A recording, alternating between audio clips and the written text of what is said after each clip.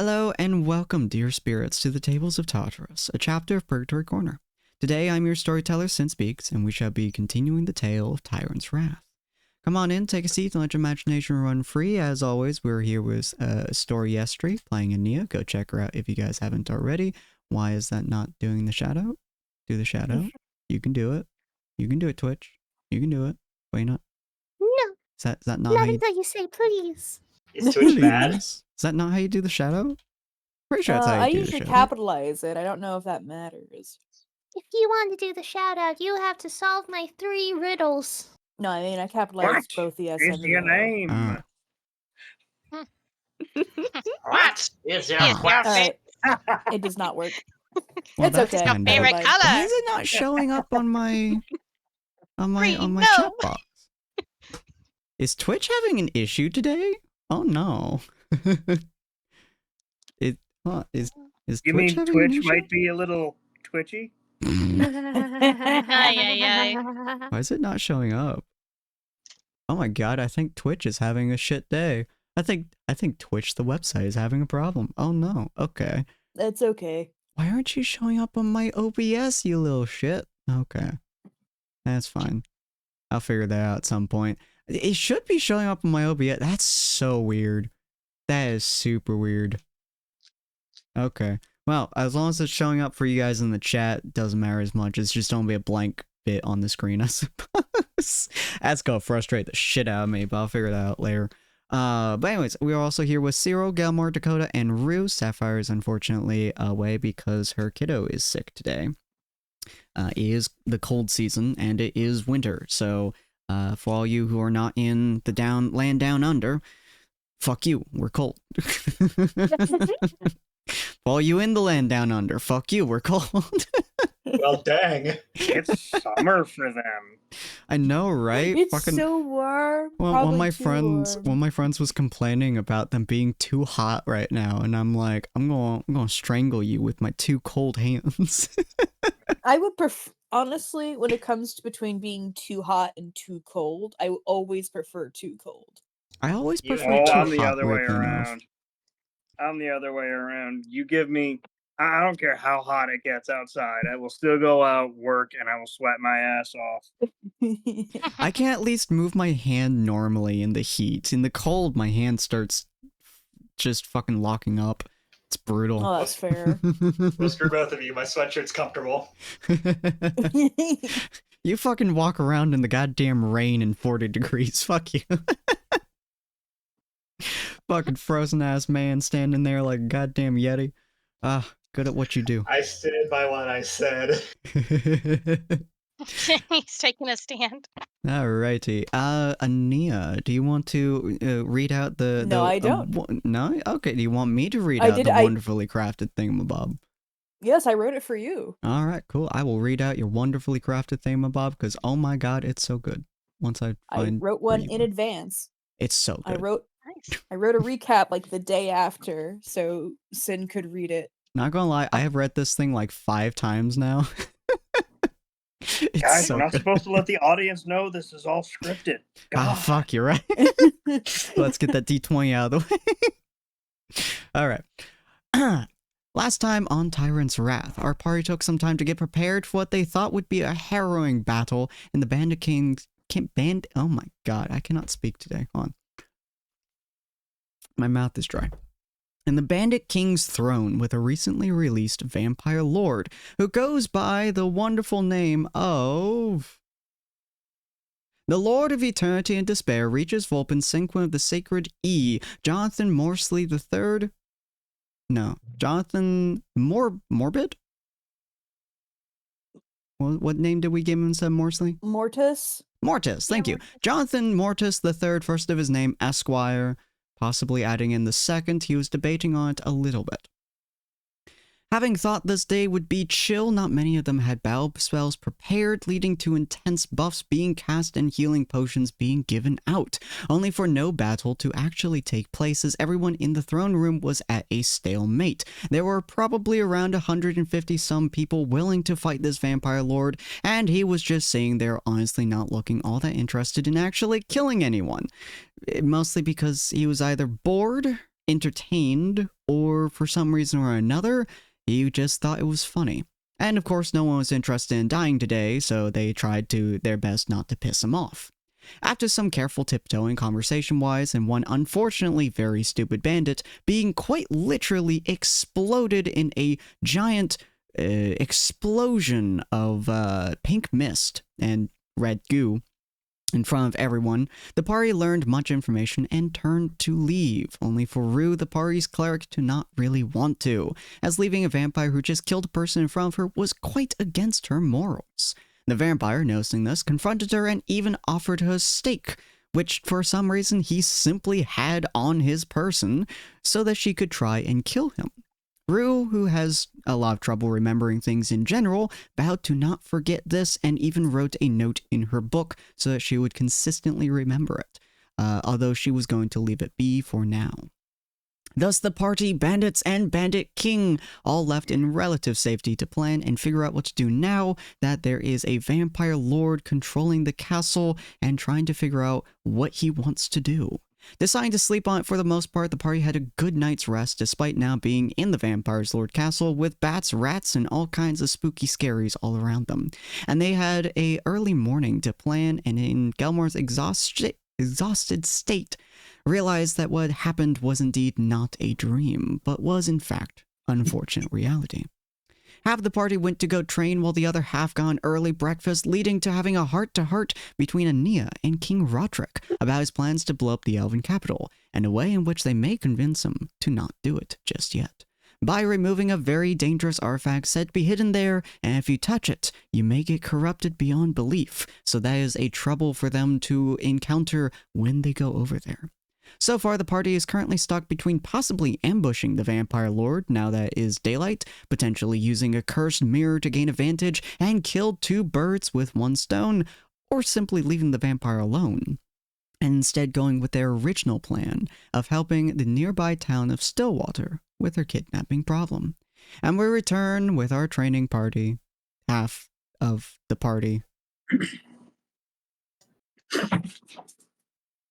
And at the moment, you guys are pretty much just outside, kind of dealing with your usual business of making sure that the area you're in is not going to collapse or, die under you, considering A, the weight of Cyril, B, the sheer attacking force of Gelmar, and C, Dakota's, honestly, awkwardness. He's It trying weighs his best. Good job freestyling it, by the way. Oh, thank you. I was going to say, could I have a moment to say that was pretty great? I really enjoyed that little Thank you. recap. Half of Maybe that, I'll like write. 90% of that was story. Give her the credit. Maybe I'll Yeah. write one, and that way everyone can have a turn doing the recap with It's so the good. paragraph. I can't was wait awesome. for when I can't wait for like Ania to like write out like the recap and then like put in one blatantly false detail and then Cindy just like accepts it as fact. I can't wait for Gaslight the the day. DM. And I the can't wait for the day that it reaches me, and then my statements are just so broken up, nobody can tell what I'm saying. It's beautiful. Yeah, it's good practice. Roderick, It's good practice. she writes down, Roderick had promised to give everything he owned after we helped him. She just writes down, and the party met a goat, and I say, and the goat named Roddy the Fourth. He was your Billy? best friend. Don't you remember? Yeah. There were guarantee three- I you, have it in my notes. It's in my notes, therefore it's true. There I were will 3 of them, 100% Billy, forget Goat, if I and Gruff. introduce you guys to Roddy Gruff the and Goat the Gruff. Fourth. Yeah. That giant The underneath worst the bridge, part is bro. the only real way I can conceivably see him doing that is if that thing actually exists in the world somewhere. You know what? I have to bring in Roddy the Goat the Fourth now.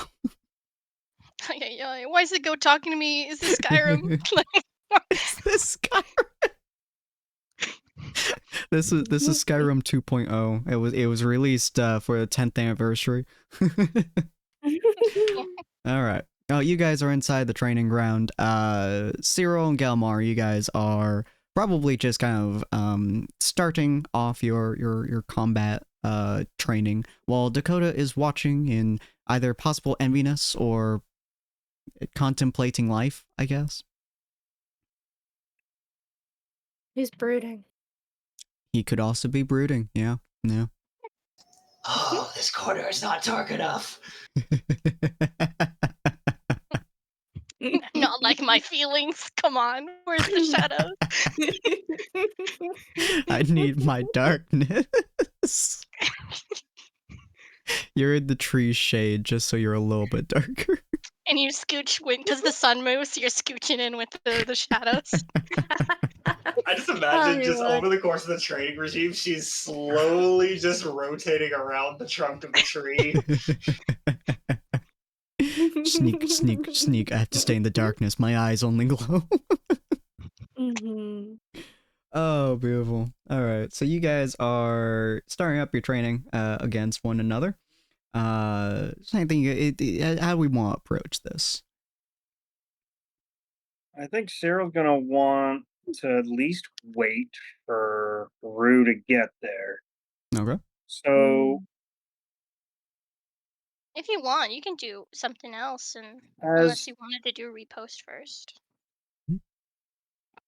well, actually, has Cyril ever seen Gelmar use his current?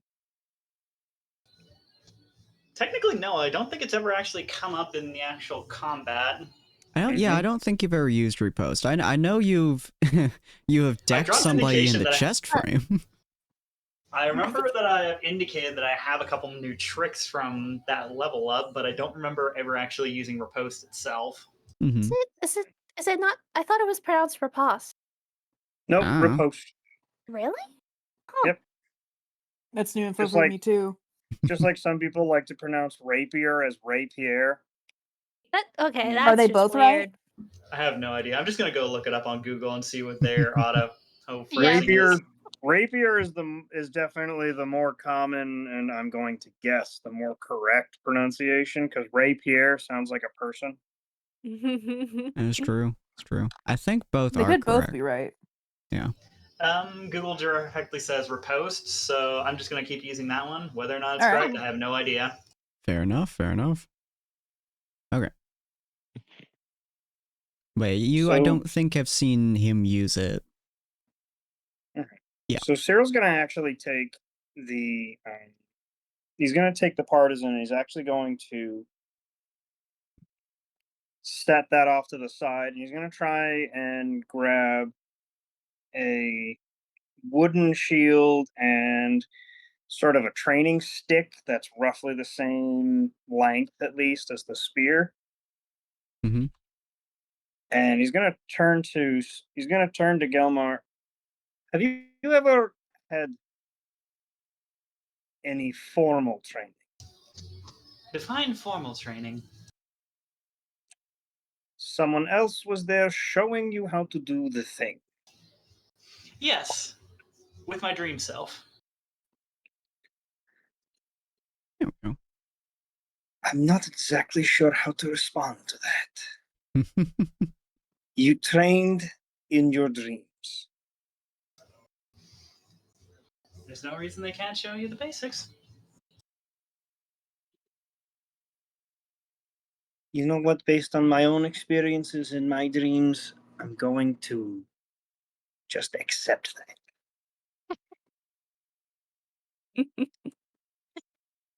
And he's going to come within striking range of Gelmar. Now, have you ever tried to? And he's going to sort of like motion with the shield and the sticks to repost there. Have you ever tried to parry and deliver back? Only as a training dummy, but it's really difficult while doing that with a partner that doesn't move.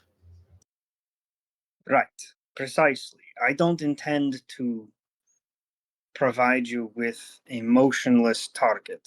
I intend to train this into you, and roughly the same way that I train the guards back in Haven.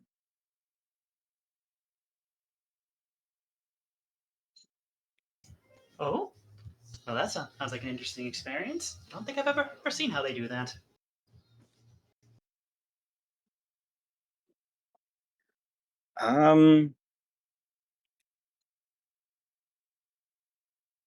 Most of them aren't exactly happy until after the training's over. Oh, why is that? I think you'll find out. He just And he just like soon as the sentence is over, he's just gonna lunge out with the spear. I guess since mine technically only works after you make a attack roll, to roll it. Yeah. Make sure I've got the right one here.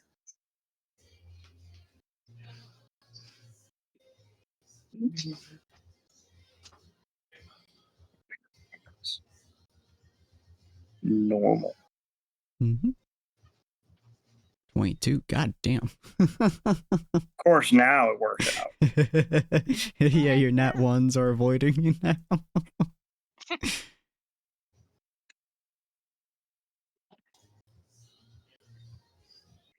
Okay. So that is going Gelmar? to hit Gelmar. Yes, it would hit. Ah. If we roll damage. And we always say this is non-lethal, of course. Yeah, this is obviously. this is basically non-lethal. He's just trying to, like, it's basically going to stop. He's gonna hit him, but like he's not trying to actually hurt him. So it's just you going to be basically just bop him on the side. Yeah, like I'm trying to just do the dice without the just the dice roll without the Damage. proficiency. Yeah. I assume he probably would see the attack incoming and try to parry it, but of course he's not really used to engaging in it. Though you would probably see that he has a basic idea of the technique off of his movements. Okay. All right. Ready? And again. And he just goes after him again. All right. Roll me another hit. And he's just going to continue to, like, bap the crap out of him. Basically. Oh, shit. Every time. It's really not. Is this going to be like Pathfinder's taking 20 rule? Which is basically, you have the time, you're just going to keep doing this until you get that nat 20, and then just skip ahead in that time. Yeah, so we could just that's say, not really where effectively, I'm going with it. Effectively, you're basically beating the shit out of him until he is able to block eventually. So we're just gonna say, based on those two rolls, that the majority of the time you are just hating the shit out of him.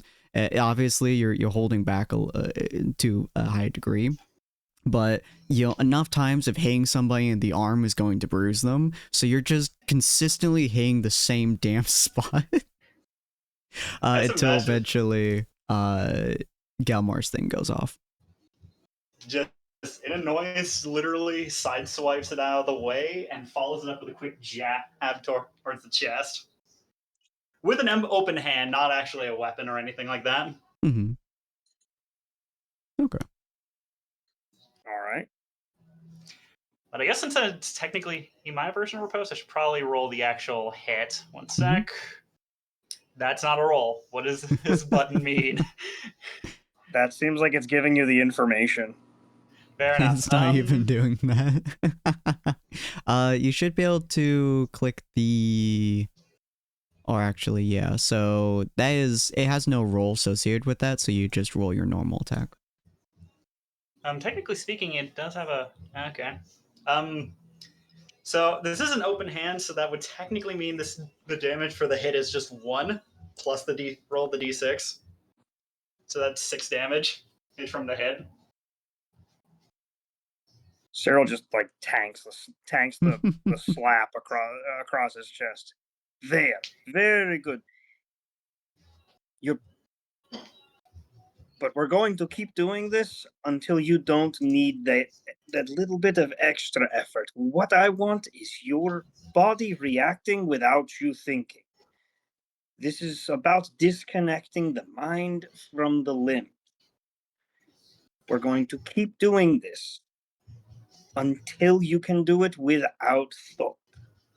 That is the point of this. So watch the eyes then. And he said, as focusing towards you. You're getting back into position.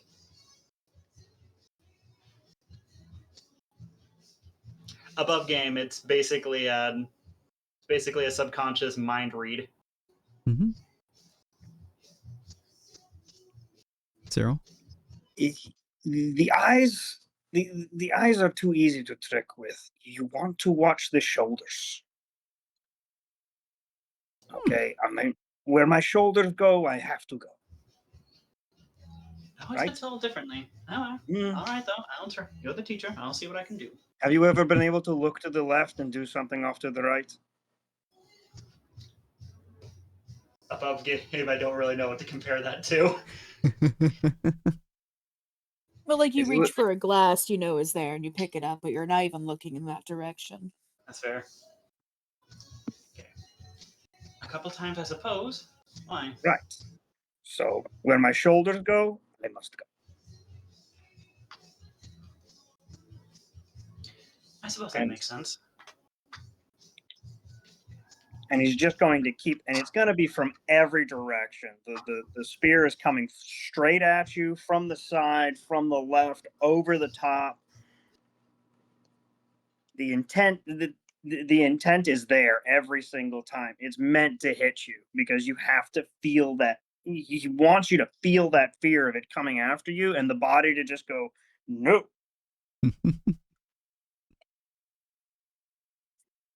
And it's just over and over, and you just hear him. You eventually get tired of hearing the word again.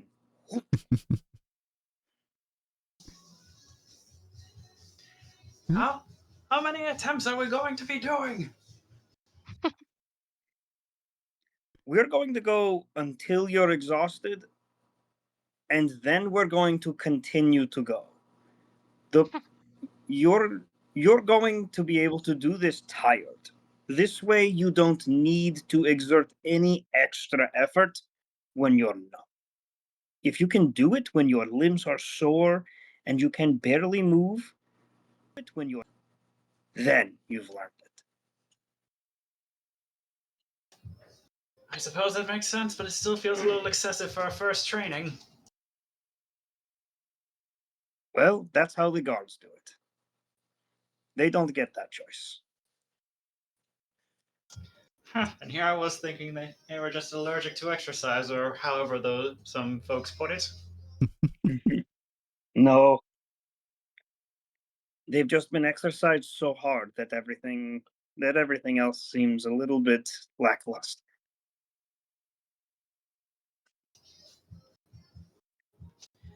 Now, and you hear him crack his neck to business, and he just comes after you. And when Rue comes up the stairs, she just can hear as she's getting closer, just over and over again. Probably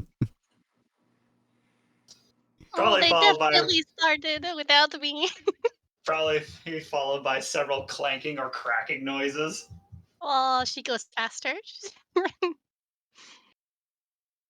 Elmar, Oh. focus.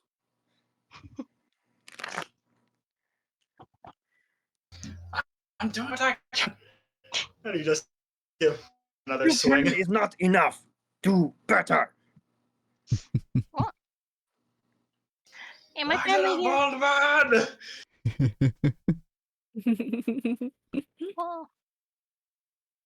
Oh. Am I here now, Sin? Mm-hmm. You'd be running I'm trying to figure out where you are. Yeah, you'd be running out of the castle, down the road effectively, and then you would be hearing them and you run up into that area. Oh. And you're just watching him get absolutely pummeled. She comes like sprinting in, making good pace, breathing good. Seeing them battle and stuff. Oh, well, what are you guys working on? Just the one battle? We're trying to teach Gelmar how to parry and attack. Oh. Oh, that's the special stuff we were going to do? Precisely. Would you like to join?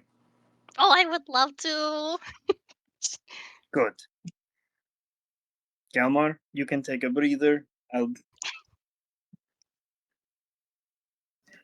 be back. I'll be back to beat you up a little more. Can't wait, he says with a slightly annoyed look on his face as he goes over to the bed to sit down next to Dakota. He's like looks the trees. He has this like a small little journal from his bag that he's pulled out, and he's just like writing in it. He looks over, and he tips his hat and goes back to writing. Your thoughts? He says, taking the seat, not even bothering to look. Did you say your thoughts or? Yeah, your thoughts, like penny copper for your thoughts, sort of thing. Training looks painful. I know several individuals that had to argue against the prospect of no pain, no gain, but I think I'm beginning to understand what they mean. He says, looking over at his probably slightly bruised arm that he probably currently has exposed because now the rest of the party knows about this stuff. I always figure people fight to avoid pain, sir. More accurately said, they fight to avoid worse pain. I guess so.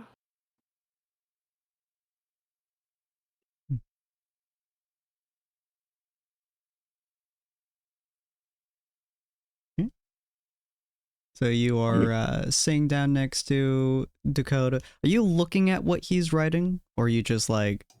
No, he's just staring idly back towards the battlefield. He hasn't even bothered looking over since he sat down. Very fair. Okay. So as you look back at the battlefield, you just see Rue and Cyril going at it. How you two faring? With enthusiasm. Cyril starts with the same question. Have you ever had any training? Not that I remember. I kind of go with the flow. And she kind of like swings her axe around. It reminds you of chopping a tree down. Doesn't look very sophisticated. Take no offense when I say this, but I always prefer an empty cup. Now, here's what we're going to do. And he does a quick motion with the shield. You're going to block and attack. Block, attack. Block, attack, block, attack. I can do that. Right. And he just attacks. Oh, okay. She swiftly hefts up. Y'all absolutely pummeling each other. So effectively, your training is going to be a little bit easier than Galmar's in terms of learning, but it's also going to be a little bit more time consuming for you because of your difficulty processing things effectively. Obviously, you have like shorthand ways of writing it down and such. So you pick it up really quickly. As to the actual process of moving and blocking and reacting to attack. In terms of remembering, though, even as you're writing it down, like it's there. You have the muscle memory, but you don't have it doesn't stay in your head effectively, if that makes sense. Going to have to probably keep doing this for a really long time. Yes, your memory issues pose a challenge. I know, don't they? But it's okay. I think what we're going to have to do is similar to what I told Galmar, but perhaps a little further than I would think with Galmar. We're going to train this as a reaction your body naturally makes. Oh, that sounds so fun. How does that work? There's going to come a point when you're exhausted and you don't think you can lift your shield, and I'm going to keep going. Oh. And you must lift your shield, or you will be hit. Over and over and over. At some point, you will dream about this happening and simply react and wake up to Wow, I'm a bit amazed. That sounds super cool. We're training your body to do it without your brain even being necessary. That's the point. Oh, that's like the best thing. Mm. Oh, can we get started again? Oh, of course we can. And he comes at you from the side. She looks over her shield with like the smile of her eyes right over the top.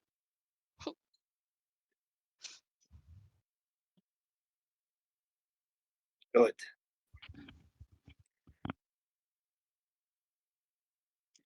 Do you want me to roll or? Now the two of you pretty much just beat the crap out of each other for a good. I don't know. How long were you planning to continue eating food in the kitchen? She talked with Roderick for a while, but she'll probably head out when she's done. Okay. So probably She'll go with another Sapphire. 45-ish minutes, I would say. So by the time that you get to the training area, you essentially just hear the sound of metal beating the shit out of metal, as they are both fairly decently heavily armored. And of course, they're swinging with their normal weapons. So it's just the clash of metal as you're probably taking a leisurely walk, talking with Sapphire, heading over to them, and it's just bashing metal together. And so by the time you get there, like, Galmar looks not quite worse for wear, but he looks like, tired, beaten. Cyril and Rue are they've just beat the living shit out of each other for like 45 minutes. I'm assuming Rue is smiling to all heaven. Well, yeah, she's smiling, but like her shoulders are definitely either quivering or she's like lost a bit of her posture. Oh goodness gracious! Did I notice anything unusual on the way here? Does like everything look normal in the bandit camp? For the most part, yeah. Since it's daytime at the moment for you guys, it's the bandit camp. Just there's a little bit more activity going around. There's a couple bandits walking past. Most of them are either inside the tavern, there's some houses or whatever. But as you're walking through, it's mostly clear. And people are just kind of laughing or talking around you. There's a slight bit of tension in the air, probably from the fact the vampire lord from the other night. But for the most part, it's fairly normal. Okay. So Ania takes a look around, starts to head over to Gelmar and Dakota along with Sapphire.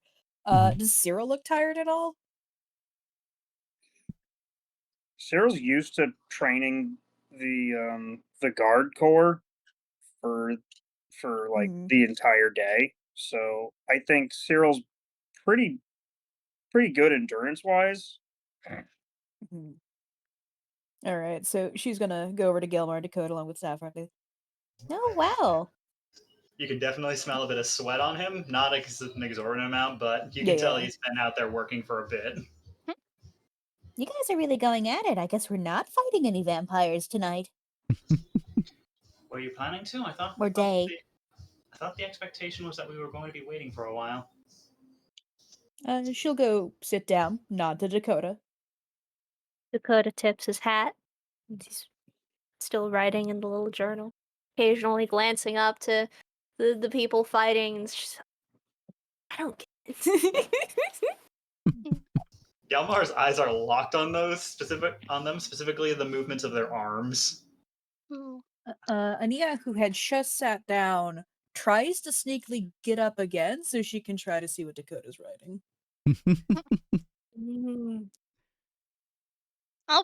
Rue stops training, takes a step back at the mention of the vampire stuff.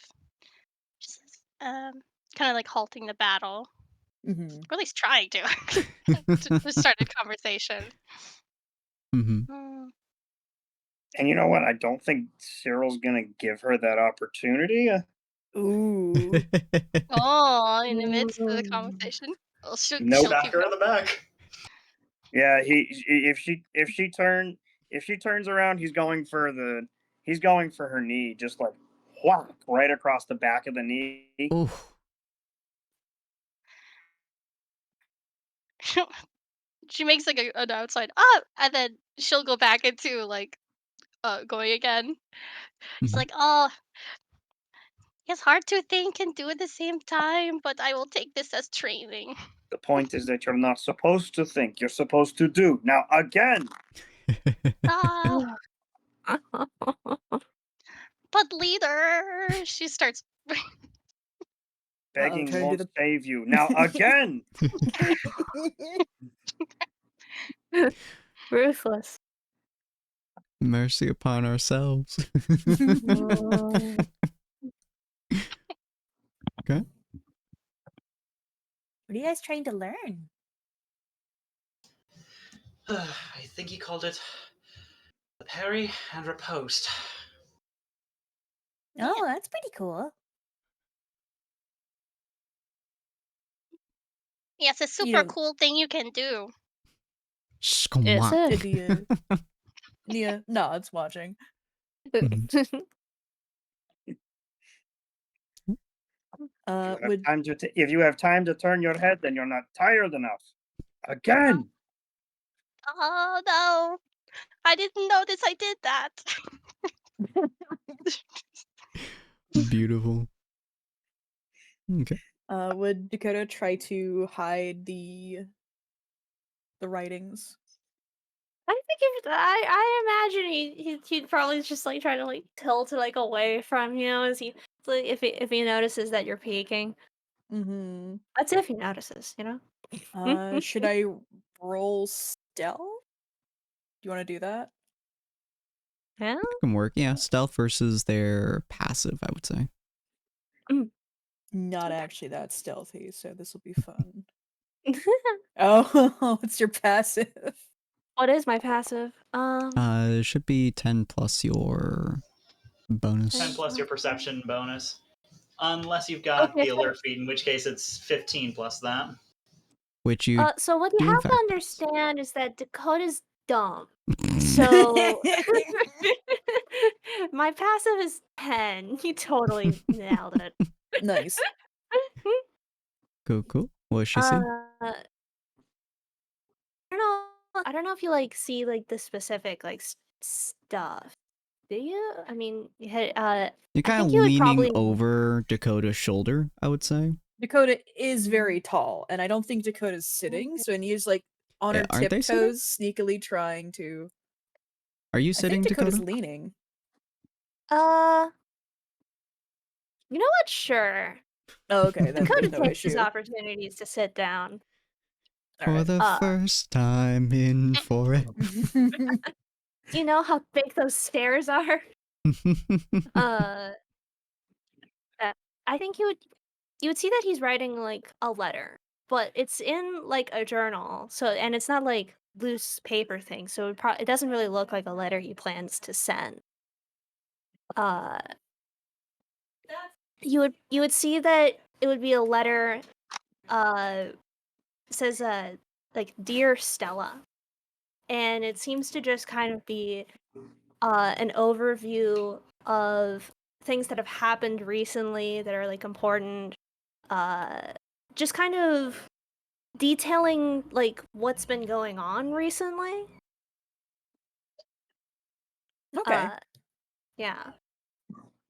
She takes note and doesn't say anything, as she does, and she goes Of back to course. watching the training for now. She's not like intent on interrupting, and she saw that she had distracted Rue slightly, though she's now wondering if maybe she should keep trying to distract Rue to help with the training.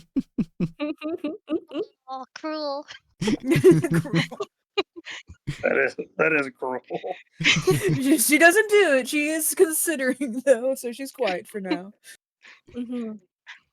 Cruel or just wanting to help? It could be Oh, both. could be. Absolutely beautiful. All right. So I'm going to have Rue and Cyril, both of you roll a d20 real quick. Just a base d20. I assume this is a how long does his training take sort of thing. Oh my gosh. Oh my I was kind of trying to see like how each of them were feeling as they were continuing the training and stuff. And yeah, you two are keeping up with each other blow for blow. You two is like watching a fish swim is second nature to the both of you. And you two are just going at it until someone stops you. Yeah. At some point, like she's blocking and then hitting and maybe trying to get in and hits and blocking. Yep. And her like her demeanor kind of gets into this zone that she gets in sometimes where there's no thoughts. It's just doing stuff. Mhm. But then like she just starts to kind of like start to multitask and is starting to like think about that one thing about she kind of like pipes up we might not be able to the whole vampire thing. She's just kind of like talking and then like blocks a heavy hit her and goes back Casual. again. Yeah, casual. The two of you start blocking and parrying and blocking the parryings so second nature that it legitimately is now muscle memory for both of you. Well, that's good. Perfect. Yes. Yeah. Mm. If you can hear a smile in his voice, even though you can't see his face. No. Thanks, leader. Mm. Mm. What about Well, this What about this vampire? Well, I guess I just felt a little bad, leaving us. Because, like, when that had happened, the vampire killing that person, it made me kind of sad. Mm. Because. Mhm. Mm, Cyril actually kind of stops at this point. she'll keep her And shield in front of her. Can't change your sad. Smart. Yeah. Just in like, case. She has her shield in front of her, but it's more like absent-minded as Mhm. she's like actively thinking. Mm. I did talk to Roderick during breakfast.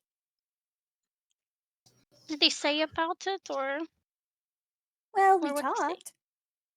Roderick did say the mirror might be an interesting choice.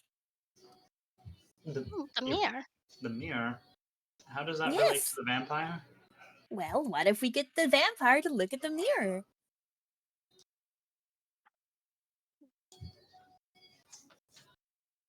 Is that a good idea?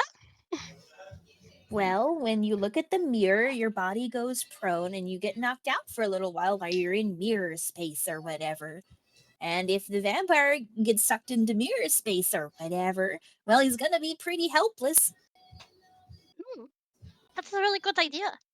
Thank you. And he does already seem to like you quite a bit. Oh yeah, we even had a heart-to-heart. Apparently, there's another reason he's trying to blow up the Elven capital, and if we take care of that, he might not do it. There's Yeah, another Tracy. reason? Nia nods cheerily. She looks a little bit smug. And she goes on to say, She stops and she looks around. A perception check for any listeners or people who are watching them. Feel free. I mean, Gelmar's right next to him trying to listen in. So, Well, Gelmar can't. Gelmar's part of the reason part of the people she's telling it to. that's fair. Mm-hmm. aside from your immediate party, there are quite a few people who are around, some of which are like kind of side-eyeing you folks for the most part, but none of them which are like actively able to hear you or anything. A lot of them were basically just keeping an eye on you, believing that if you guys decide to go and start trying to kill people in the town, they can immediately respond. You mean Once none you of guys are them wanted known. to come over and join the training session? No. What a No. What a question to ask. Bunch of wusses. They are And he will deeply concerned. Just hearing it again over and over again. People have left the training area just so they don't have to hear it. You're like, man, I missed my alarm clock. It sounds like my alarm clock, you know. Just watch, some of these guards are going to wind up going to bed just as hear this all night in their head. And he starts to yap and then stops. He's like, here's maybe not a good place to talk about it. But it is maybe something we can deal with. It's good. Honestly, any sort of opportunity to scrub that smug face off of his face would be a pretty strong boon in my mind. What, Rodrix? That's not who I was talking about, but him too, sort of. I don't think the thing with the elven capital relates to the vampire. Although I do think if he does fall for the mirror thing, that would be pretty funny. I suppose that would mean that the vampire's body would be defenseless then. Well, when we woke up, we were all not only fell over, but we had been dragged into a pile.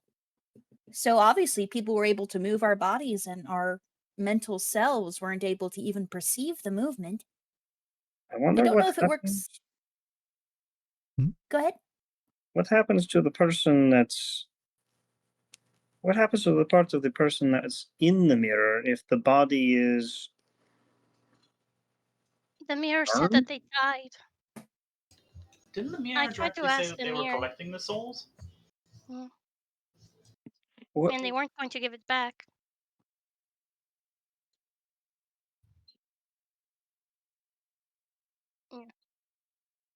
So I had whatever's... asked before. Sorry, go ahead. So if we kill him out here, he dies inside the mirror? Oh, I didn't think about that. I don't know. Roderick said there may be a chance that the mirror doesn't even work, but he thinks it's a good idea to try regardless. He has it he's about maybe 50-50 on it. I suppose it would be worth a shot. What happens if we try and fail? Well, that's bad. And we probably should have a plan B. Yeah, what does the vampire do if we try and throw him at the mirror and he doesn't end up sucked in or something? I think we should Well, act like nothing happened. Ideally, we send there as a rare artifact we found, and for him to look at it because he seems prideful enough to want to look at it. There are some stories about vampires not showing up in reflections. I don't know if those are true or not. But even if it doesn't, I'm not sure if it matters. It is a magic mirror.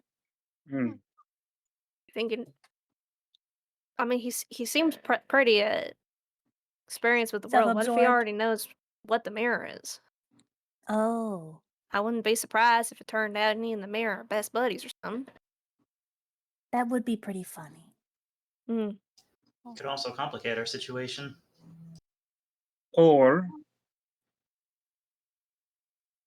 he might be able to tell us something about the mirror we don't know that we don't already know. Because the mirror is also something we have to defeat, right? Right. Roger We could try did to say. feign ignorance. We could try to feign ignorance. Mm-hmm.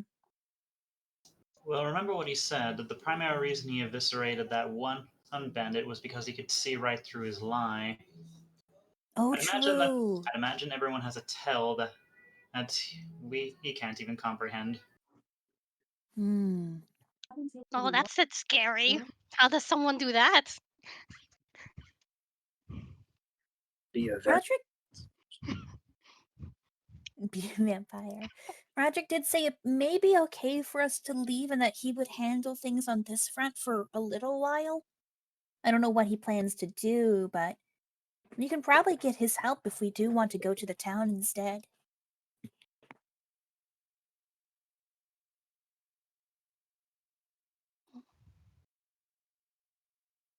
Either one that we decide to do first, rescuing the citizens or the vampire. I just want to be able to help that person. It felt really bad to just leave them there like that. And I know that we couldn't actually bring them back. But just kind of leaving and mm, trying not to seek justice for them there. I guess it kind of hurt. Because I guess somebody would want to do that for me.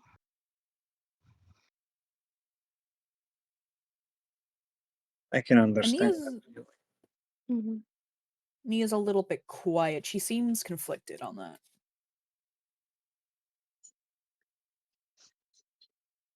So either one way, I guess, or another. See if maybe I could bring the person back later. Well, If you regardless, Go ahead, Gilmer. regardless of the situation, at the very least, it's some idea in the back pocket. Though they're right, we should probably have some other sort of contingency should worse comes to worse. Nia will sigh a little bit, like exasperated, and she'll lean back. Well, if that's your concern, then we don't really need to defeat the vampire. You just want to bring the person back, and that doesn't really even need defeating anyone for that to happen. If you really want to do that for that person, no, we'd have to focus on that specifically. But I do believe, however, that what would be required is beyond any of our capabilities. And the training required would take an enormous amount of time.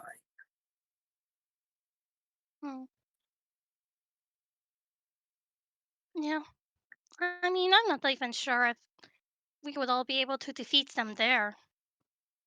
But I guess it just hurts to leave someone behind.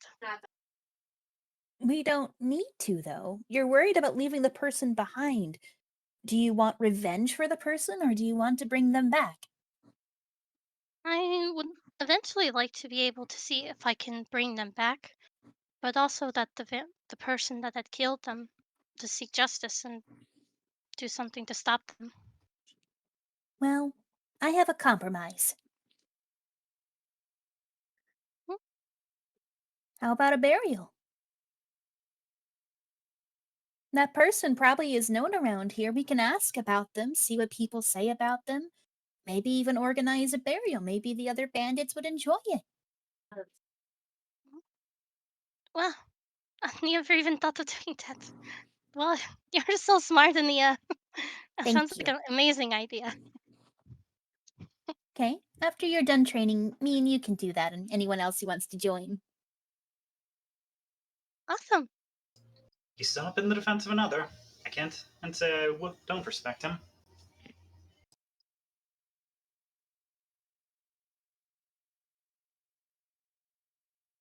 Cool, cool.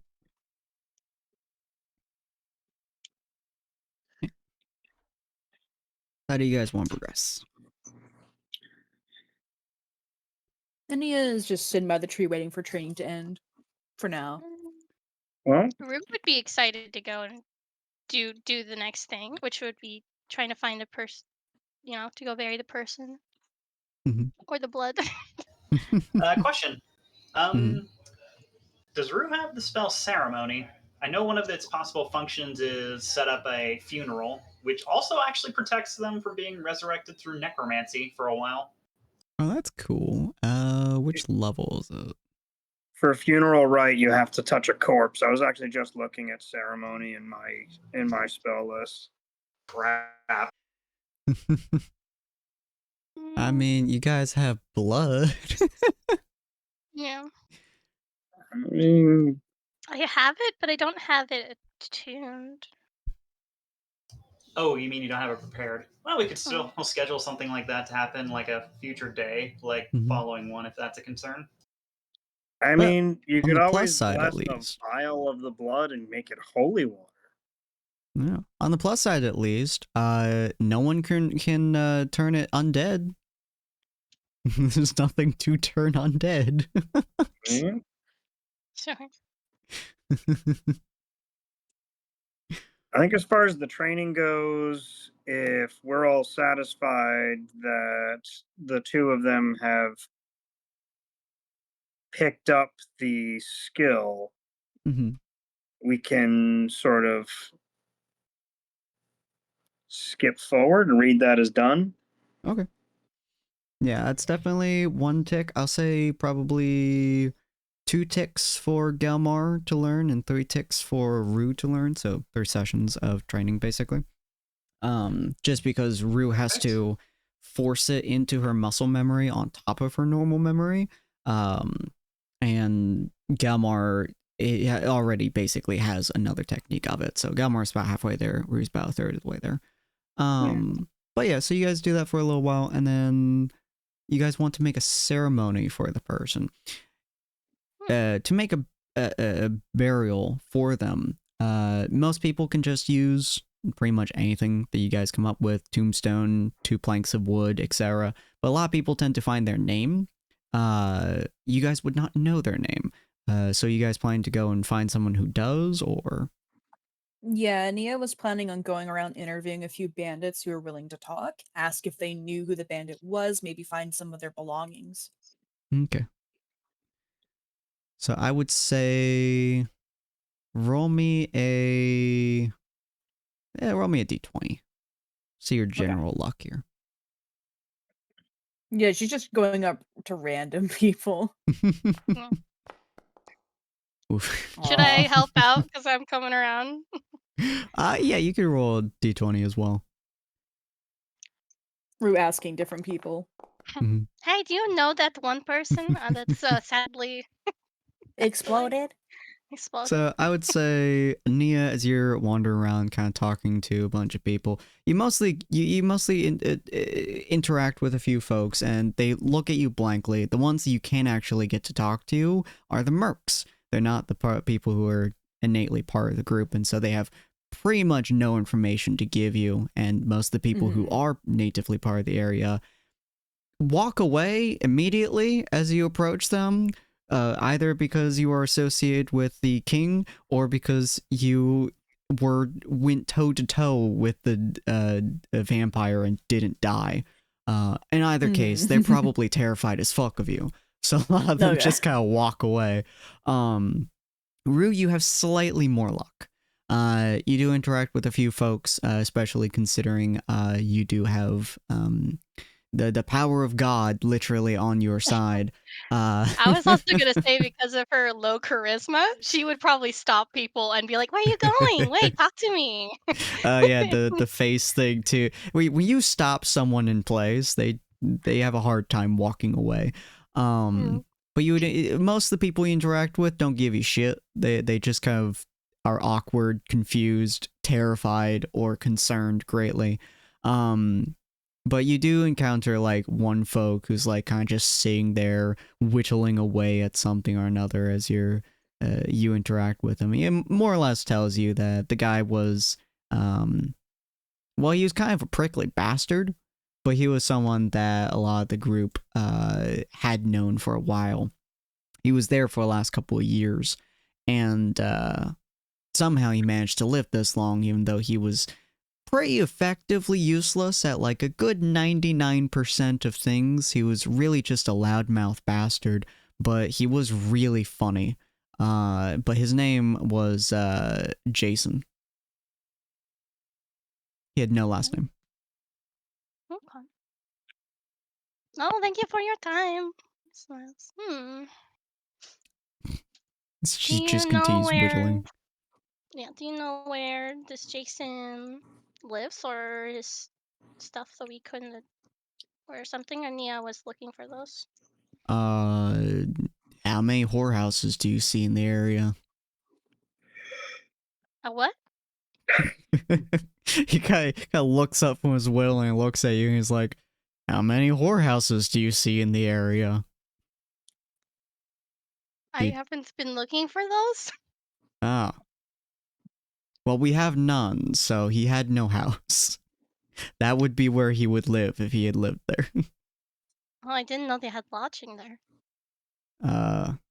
He, it was a matter of expression.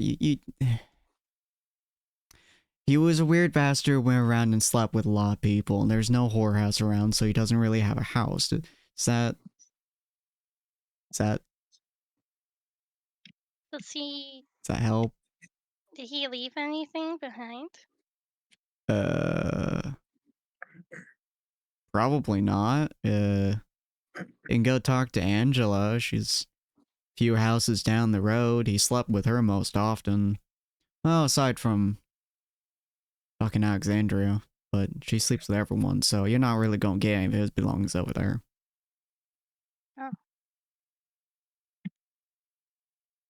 Oh. Okay.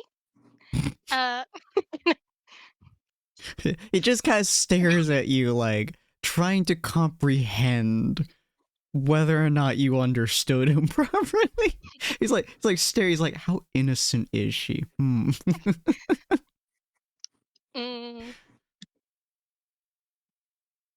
not sure what else to ask. I lost Nia, so I had to go and find her again. I gotta I'm not stop really leaving good. her. Yeah, Gotta like, stop I'm not leaving her sure. alone. Oh no. He's just like, well, you watch after yourself and don't try to find Bandit Bill. I don't know why you're looking for him. He was a bandit like the rest of us. We don't really got much to our names, lady. Well, that's okay. I was just wanted to do something for him. I've never done this type of thing before. Or maybe I just don't remember that I did. But Oh, it definitely shows. oh. Well, thank you. Have a good one. You're welcome. Have a good day. Rue, the innocent little vanilla bean. She's in the middle of the road. Look around. Ania would certainly see her walking away from the objectively confused individual. Ania sees that Rue talk to that person slightly longer than she normally does to other people, so she would come over. Ania looks slightly disappointed because she's had no luck. How'd it go? I think I got something. Wrote it down. His name was Jason.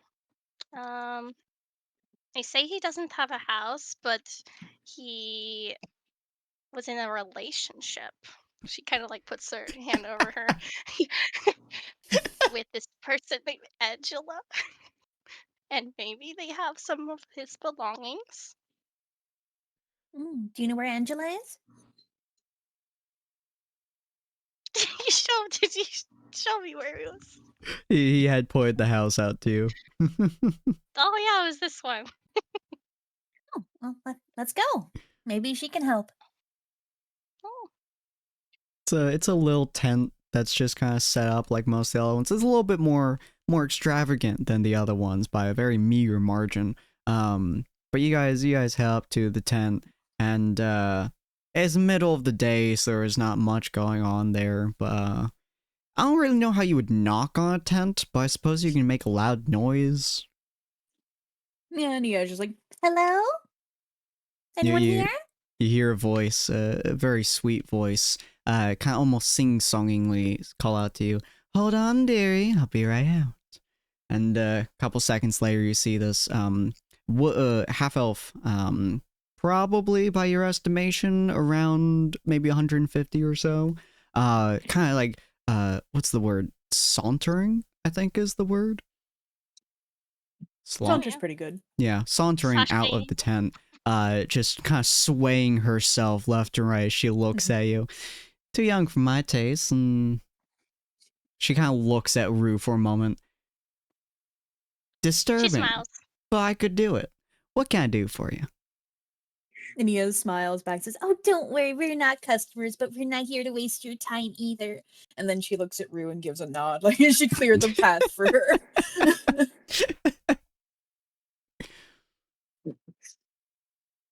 Have you heard the good word about our Lord and Savior? We have come to purify you, kind of.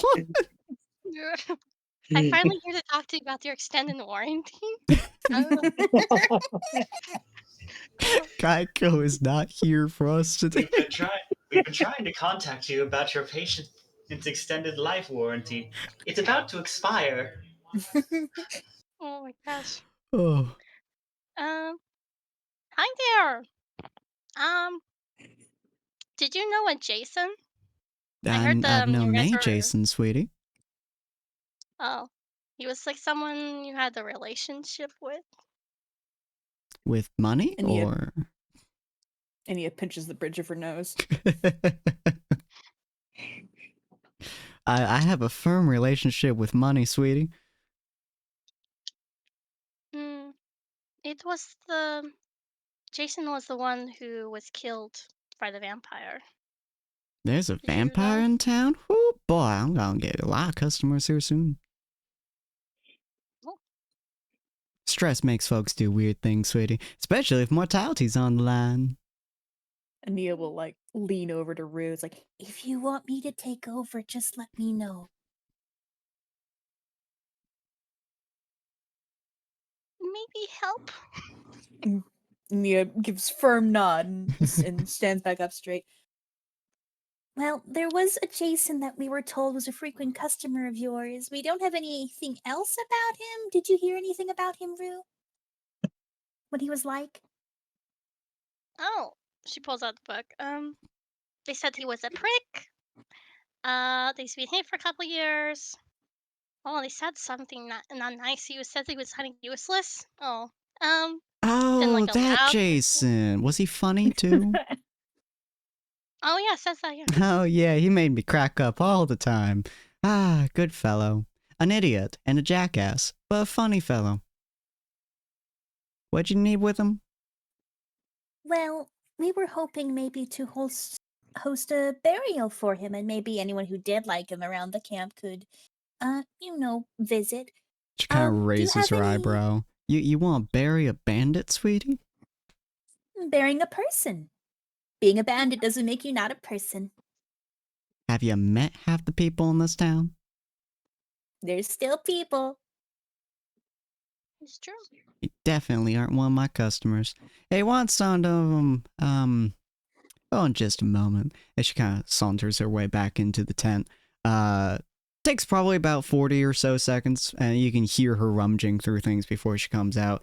Look, I ain't someone who keeps a lot of valuables around. I certainly ain't someone who keeps a what's the word? A sentiment to most items, but she kind of hands you what looks like a shell of sorts. He always kept this around, and he gave it to me one day. He said it was something that something special handed to him a long time ago from one of the shorelines and stuff. He gave it to me because he knew I wouldn't die with it, because it's real hard to kill me, honey. And she gives you like a almost like disturbing kind of like half smile, and you can see that her canines are quite sharp. Most of her teeth are actually kind of filed sharper, but she gives you like a real sinister smile. She's like, "It's really hard to kill me, sweetie, but he gave me this, so this is probably the closest thing you'll have to a sentimental item inside of a bandit town." And you will accept it and give a very deep, respectful bow and offer the shell to Rue. Thank you so much, Angela. Oh, you're welcome, honey. And you don't have to bow to me. I ain't done nothing worth respect. Oh, I'm sure your life has been very hard. I think most people deserve respect unless they prove to me otherwise. You are a very kind soul, sweetie. You better leave this town real quick before we destroy what little innocence you have. And he will beam and be like, Oh, don't worry, I live with druids. Well, nature does call.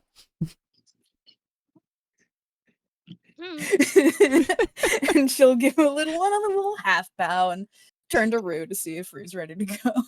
Yeah. Rue will start walking away with a little wave and say, "Oh, if you ever want to stop by the ceremony, I don't know where we're going to have it, but somewhere with like I don't know, open ground or something." Bye. Alright, And- well, Is there a graveyard nearby? we're a bandit town, honey. I'm sure there's a few sentimental people. Ain't no one in this town lived long enough inside this area to have a fucking graveyard. We leave all the time. Closest thing you're gonna get is probably a little plot of land a couple 100 feet away from the moat near the tree line. We've maybe buried a pet over there, I think. We'll go take a look. Thank you. and she'll hurry up to catch up with Rue.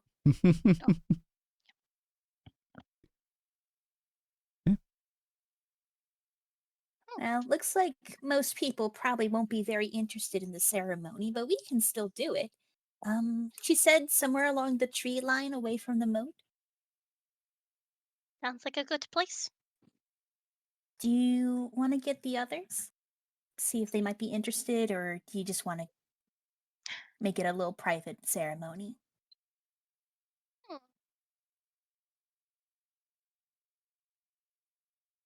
You could offer it up to them. I think it'd be nice if they could all join, if they want to. We'll have to look for them first. Did they say where they were going? Like the rest of the party? Yeah. I assume since Gelmar skipped breakfast, he probably would have been down at the dining hall. Oh, yeah. That would make sense. Oh, couldn't we use the little telephone things to ask where they are? Oh, you could. And Neela goes, oh. Back I in my remembered that. day. Back in in my my day. We could. Well, if they're not the kitchen, we'll do it. Okay. I'm so impressed I remembered that. Your memory is going to get better every day if you exercise it. What? And Oh, she's just like, well, She's that like, sounds "Alright." nice. and Ania has no idea if that's true or not. She's just being encouraging. Yeah. Mhm.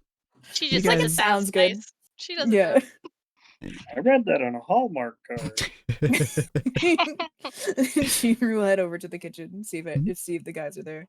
Yeah, And you guys head Sapphire. over. No, Galmar Sapphire would was with us. certainly be there. Cyril, I'm assuming you would be since you just had a combat with Rue. Dakota, would you follow? What am I doing? Did you follow Cyril and Galmar, I assume, to the kitchen? Yeah, sure. Fair enough, fair enough. Yeah. Alright, all three of you travel. guys would be at the kitchen, and you two would have found them there. And of course, the wonderful, wonderful dwarf, the chef. His name is the and then chef. He's course. standing there, just kind of like staring at you guys as he's like tossing some knives in the air, just kind of watching you guys with like a happy grin on his face. I imagine there's probably like two in the table directly in front of Gelmar, and he's just like doesn't even seem to care. Mm-hmm. Just still drinking his soup. Just like, nope, this is normal.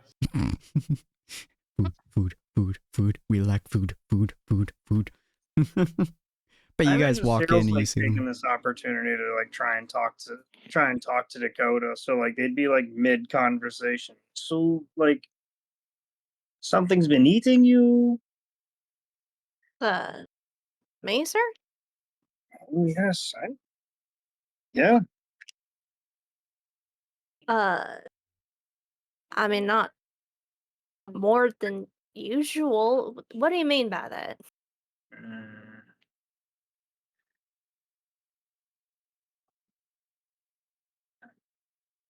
something seems like it's bothering you more than normal. Uh,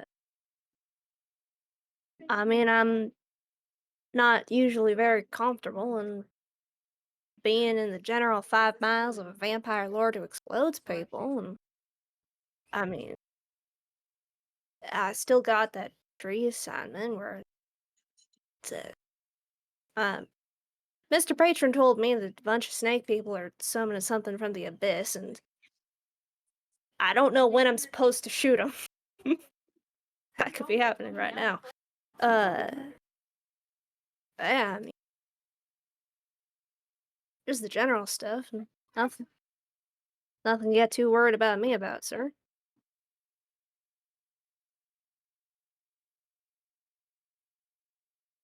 Well, forgive me if I do worry. I'm I an hope you old don't man. mind. It's what I do. I hope you don't. I hope you understand that I needed you. That we needed you not to say anything to hurt yourself. Oh, right. Yeah, that. Uh, yeah. I mean, I guess it makes sense. I didn't realize just how powerful the Vampire Lord was, but it's not exactly code like for me not to, you know, stand up for my truth. Hmm. You know, I can understand that. Honesty, telling the truth for the sake of maintaining such.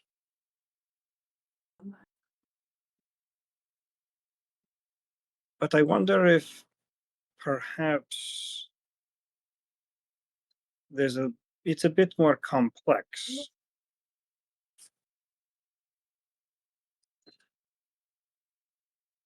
The truth in and of itself isn't always a good thing.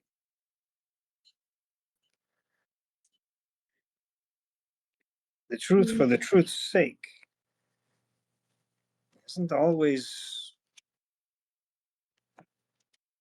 what's needed.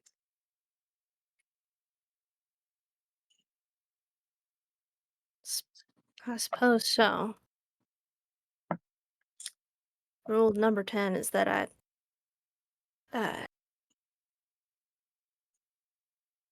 honesty drives you down a bandit's path. So, no, honesty, he's just like, he starts to like stutter over himself. It's just like,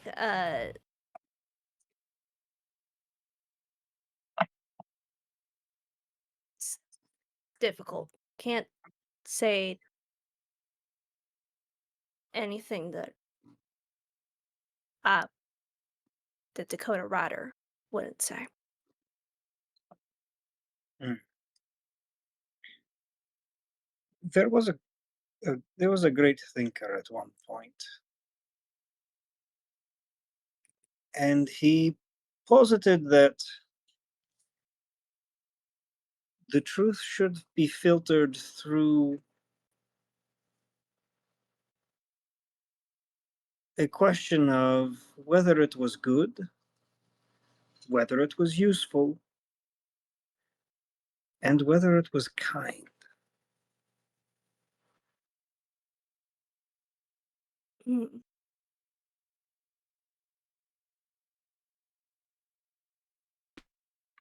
Truth ain't often that kind.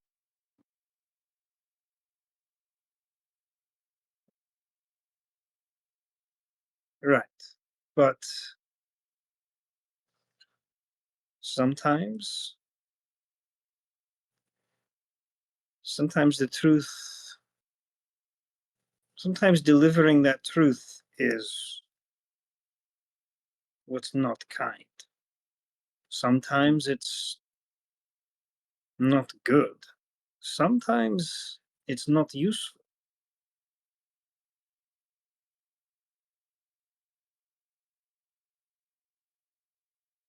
And it really does require more judicious use.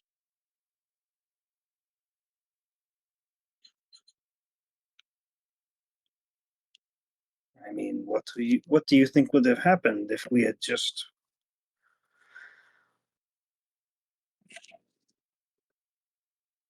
watched him kill you?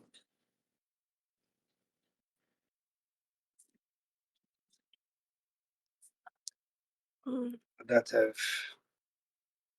would that have done any good?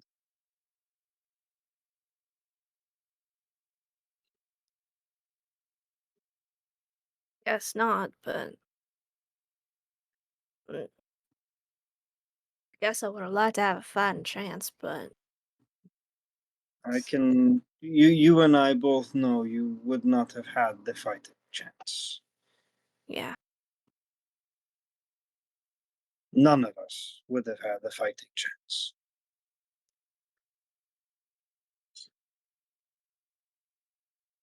Yet.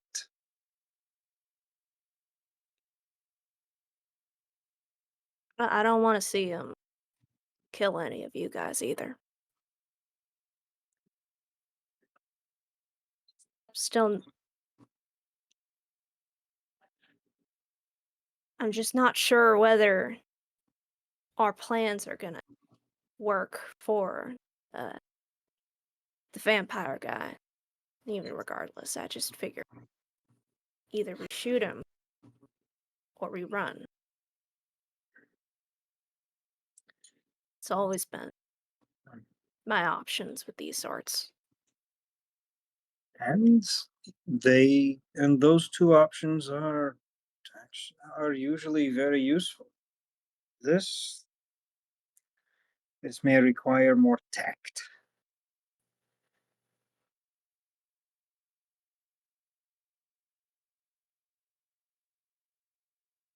I guess so. I like the idea of the mirror. Although I do have the same concerns as you. If it doesn't work, and he knows what we tried to do, what's his reaction going to be? All we know thus far is that he lacks honesty. Once he realizes that we're trying to trick him, we don't know what else he has in his arsenal. For all we know, that exploding spell could have been a low-level tap. Could have done that as easy as flicking his wrist. Mm. Around this point is when the girls would be entering the room. Oh, good. We don't have to use it. And he'll sort of mutter under her breath as she's walking up. Hello, team. Hello! Question Yeah. for the team. Gelmar just like raises a spoon with a waiter, just calls out, "Hey!" Oh, she like snaps her fingers towards the really far away. Um, we went ahead and found out the person. His name was Jason. Mm. Mm. Anya had that really cool idea, right? To have that ceremony. And I was wondering if you guys were up to doing that with us? I think maybe he'd be nice. Well, it feels wrong to not give him some sort of respect. He didn't seem very well liked, so I don't think anyone would be interested in the bandit camp to join. They might not need to join, or they might not feel like they can join, but there's no reason that they can't if that does grab them. At the end of the day, he did potentially save even more of their lives.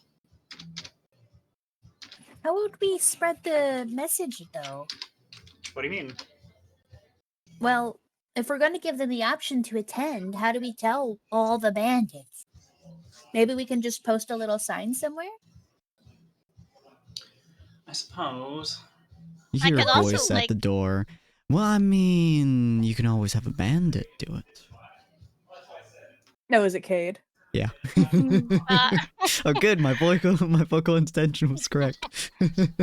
Oh, Ania jumps slightly, not used to people being around without her perceiving them. She like glances over, is like, He was definitely not there 5 seconds ago. Oh, hey, Cade. Were you Have you familiar been- with this man?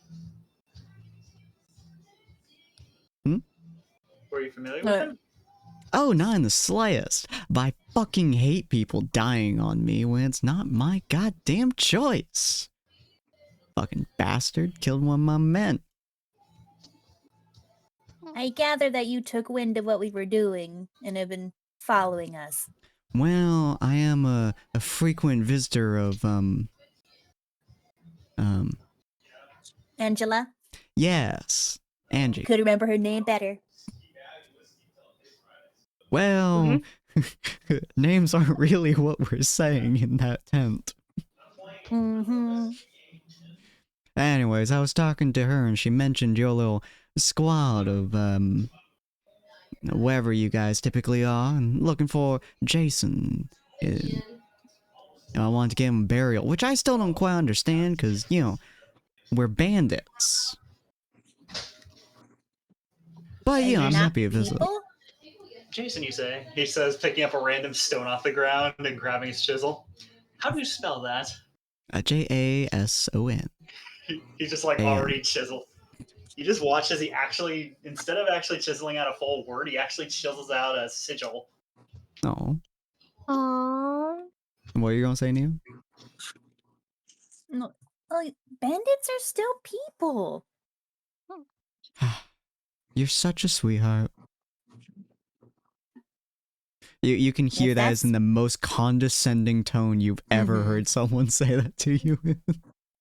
All creatures, great or small, scales or feathers or skin, are equal so long as they can think and look. The hell Wait, did you I wouldn't read think that that- from? Ania does try to hold back a laugh. Cowboy's code, sir. The hell is a cowboy? I'm a cowboy. yeah, he's a cowboy. Wanderer of the dust and the wind, upholding justice and freedom. Tips me. Kind of looks over at Neo with a very confused face. Nia just smiles. Gelmer just cuts in. He's a pretty cool guy, basically. Huh. Yeah. Well, yeah, if you want to give praises to an asshole and wherever the hell he was, I mean, I ain't gonna stop you. I'll let... who would I know? Alexandria would probably like to see him. Well, him buried. That'll be really cool of you to do. I'm sure Alexandria would probably know anyone else who would be interested in going. I don't know if we're going to be singing praises. We didn't really know him, but maybe they would like to if they do join. If you did know him, you definitely wouldn't be. Well, that's okay. You guys are so nice. He kind of like turns around and starts walking away. He's got like shaking his head with an amused tone.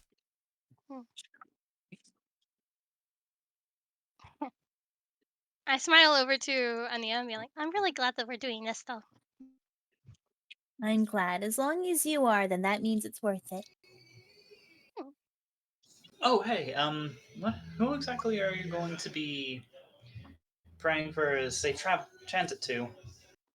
He says, looking over towards Rue. Oh, safe transit? Well, friend is the only one that I know. Do you perchance have a copy of his holy symbol? He says, grabbing another stone. Is your friend got a holy symbol? I don't think friend, talking outside, I don't think friend has any information about him. This is correct. I just mean, only above game, I'm pretty sure that clerics actually cast their spells using a holy symbol dedicated to their specific deity. He's basically asking if he can see your holy symbol to make the mark for the grave. That would be great, but friend actually doesn't. We don't have one. Friend just kind of has always been with me since the accident. The closest thing that you would have is a it's more of a I would say concept than it is an actual thing. Essentially on your shield, it looks like a closed fist, like just the knuckles and stuff on it. It's more just like 4 lines than it is an actual symbol, but it effectively looks kind of like a closed fist of sorts. Oh. Close Kind of what fist, you 4 randomly lines. draw. Hey, Sin, did this pretend perhaps come from 14? There's a 14 symbol? No, I mean Final Fantasy 14. No. Although I'm very curious of what you think is, because it might be sitting in my head. Down. Somewhere deep in his subconscious. Because I played a lot of Final Fantasy 14, so it's very possible. Would I know any gods that are in charge of like safe transit and such? Roll me a religion check. And if I don't, do I know any like constellations that are in charge of that sort of thing? Oh, nice. Ooh, very nice. Ooh. I'll answer both. Is that nat 20? Wait, no, that's this is 17. But I'll answer both. In terms of religion, the gods that you know of that would be for passing on is specifically nature gods, the cycle of life and death and rebirth, as well as essentially just death gods, ones who preside over the nature of death itself, as most gods are more concepts than they are deities. So you would say either nature or the gods or death itself. And then in terms of constellations, the constellation for winter. Hold on a second. Was it the guy? Huh? Is it the guy? Could be the guy. I'm trying to find. There it is. Either the Snowdrop constellation or the Luna constellation are usually both seen as constellations for for death itself. Luna specifically relates to the moon, and the moon is a very common icon in this mythology for passing on, for death, oftentimes rebirth, or for ghosts as well. Oh, the monk symbol. Yeah, kind of similar to the monk symbol. I was thinking more of a straightforward one instead of a diagonal one, but yeah, that would effectively be what it would be on her shield, as well as probably on your gauntlet, I would say, Rue, if you're fine with that. Those 3 slash marks. Sure.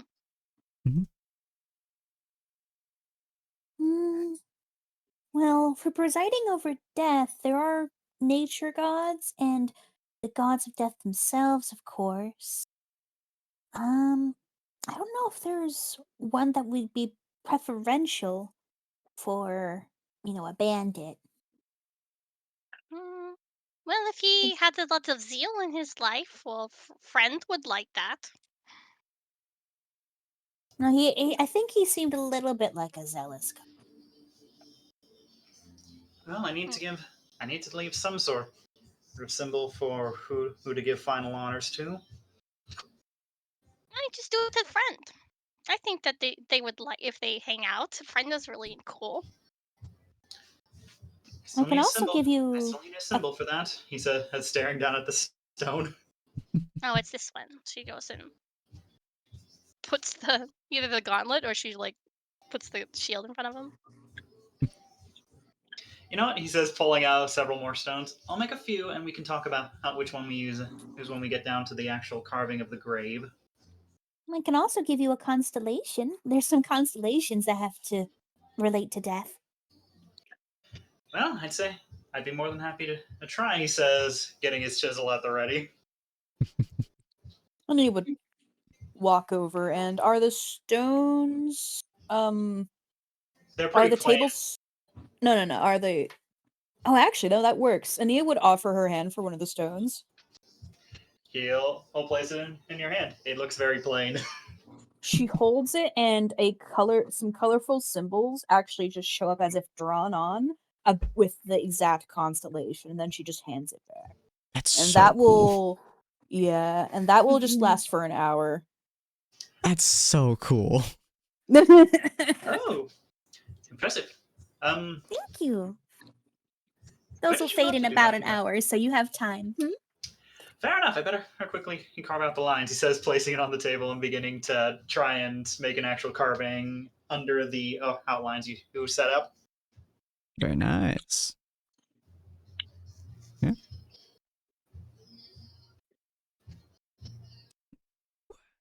Zero, do you want to add anything to this? No, there's not really much Zero can add to this. That's fair. I mean, the god he serves isn't really so much about ferrying them to the afterlife as getting them there in the first place. We don't care in what way you get here, but you're getting here. Yeah. Ah, cool. We don't cover your travel fare. Yeah. All right, so you Awesome, guys. Gilmar, that you want to? Is everybody's going? I'll be going. I can promise you that much. I still need to finish the prep for, the graves and the final respect. After all. Yay! Dakota and Leader and Summer. I think I will go. Yes. Yay! Dakota. Y'all are there. If y'all are there, I don't mind. Not Yay. really a ceremonious type, but I don't think it'll be a very big one. yeah, that's what I figure. We'll Can figure you out go who's pick out staying a when we spot get there. room? Oh, Mhm. yeah. Let's do it. Mm-hmm. So Ian Rule will start to head out just to find a spot, and others are so it's just going to be on the tree line, so they'll be easy to spot, I assume. Yep. It's like 100 feet out. Yeah. Not particularly far distance, so you guys get your way out past the moat to the tree line, and you guys do see a very tiny little headstone, and it just says Fred the best boy on it. Well, It's like the Oh. only thing that's at this tree line or anywhere in the general vicinity. It's just this singular headstone that's just there.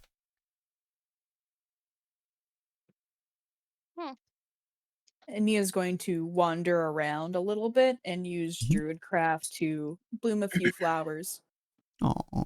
and like collect them. Okay. We'll look around and find a good spot and maybe somewhere that has a lot of sunlight.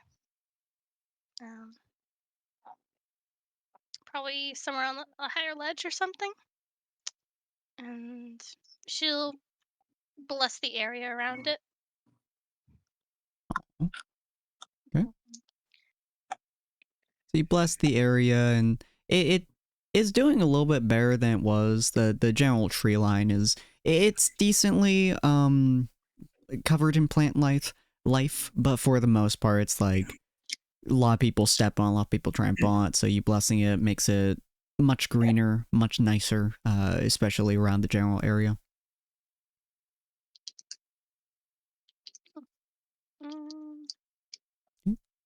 I think this is a good spot. Neil will walk over, leave a couple flowers on Fred Best Boy's grave, and then continue heading over to Rue. It's like, all right, I'll prepare it for Gelmar. I think Gelmar has most of the stones. We can find a few more though. Make a little cairn. Oh yeah. And Yeah. she'll just use mold earth to like make a patch of dirt that looks a little bit like a mound and dig out a little spot. Do you want to put the shell here? Do you want to put the shell in the grave or with the stones? Hmm. I think it probably would be safer in the ground. They are bandits. Yeah. Yeah. Let's do that. Nia will set the shell down and she'll like touch the ground with her staff and it'll just look like it sinks into the ground like quicksand. Beautiful. And she makes sure that thing's a couple feet so anyone who casually like tries to dig on this small mound won't find it and think it's just like a superficial dirt mound. Fair, fair.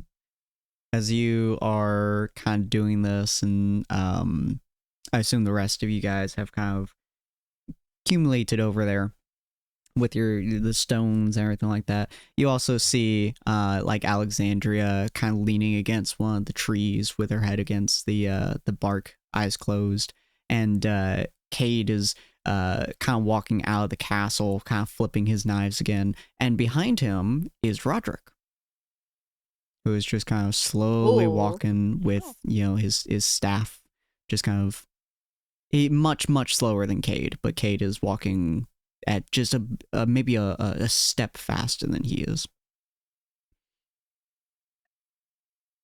Wow.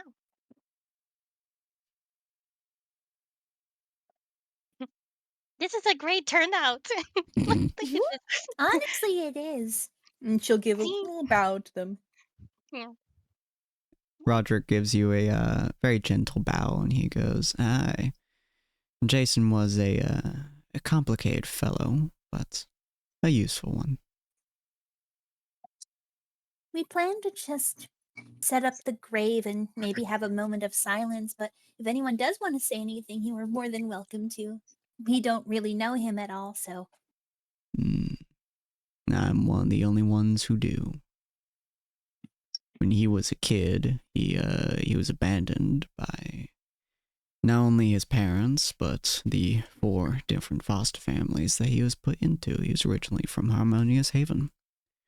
He was a nice fellow at the time, but after a while you become jaded. And eventually I brought him into my fold. He liked to tell jokes. He felt it took the pain off of life, and so he stuck with it. Not a nice fellow by any measure, but he was real good telling jokes. Did he get you to laugh? A few times. That is really good at telling jokes. No one really liked him around, but I always thought he was a colorful folk. And you will, grab a few random stones she finds that look like a nice shape and start making a little pile. Not really a cairn, not really like one of those stone towers, just sort of a little pile in front of the mound.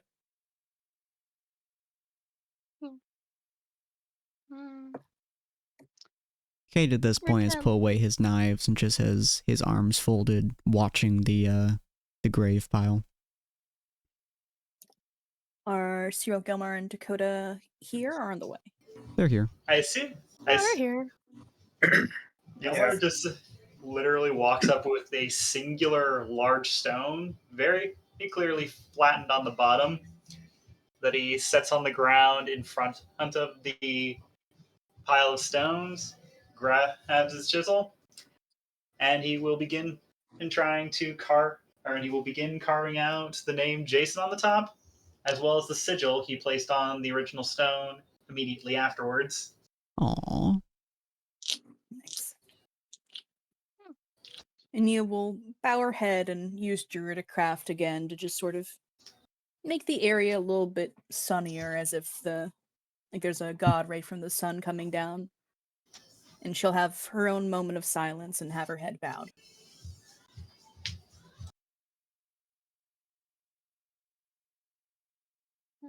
Very nice.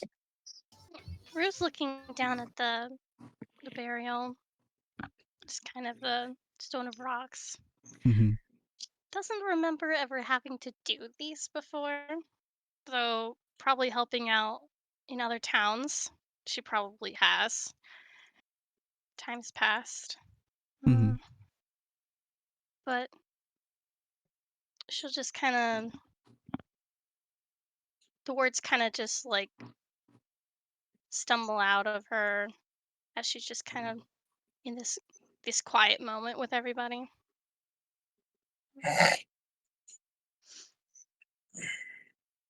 Dakota looks, solemn and brooding as usual, but he also kind of looks normal. Like he just looks brooding as usual. He doesn't really do emotional attachment to strangers type thing. So Fair. he doesn't really get it, but like he's here. Yeah. Very nice. Oh, That was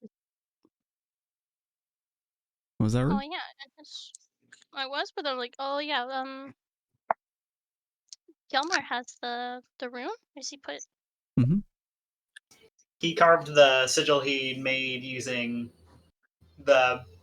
Jason's name immediately after his actual name on the gravestone itself.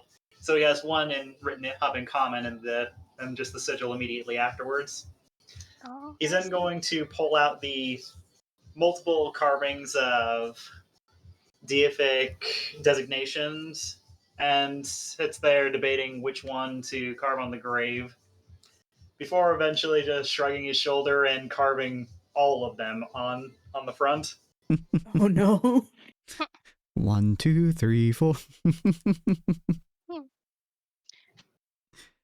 Very nice.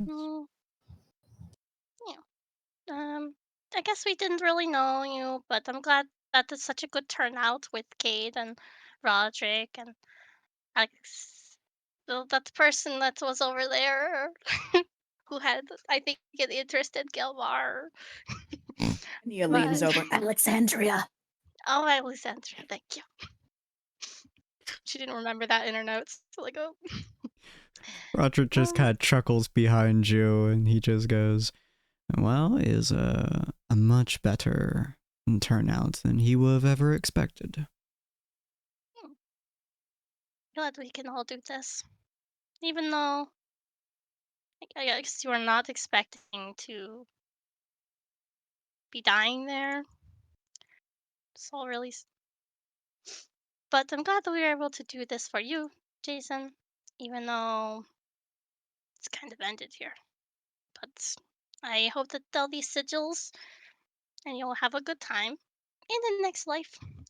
Maybe you'll see friend or have more parties where you tell your jokes and other people will like them. I think he would like that. Nia lifts up her head and sort of nods to Rue and then looks to the groups like, And I think for, as quiet a ceremony as this, once people are done, they can just leave at their own pace, and anyone who wants to stay can stay for a little bit longer.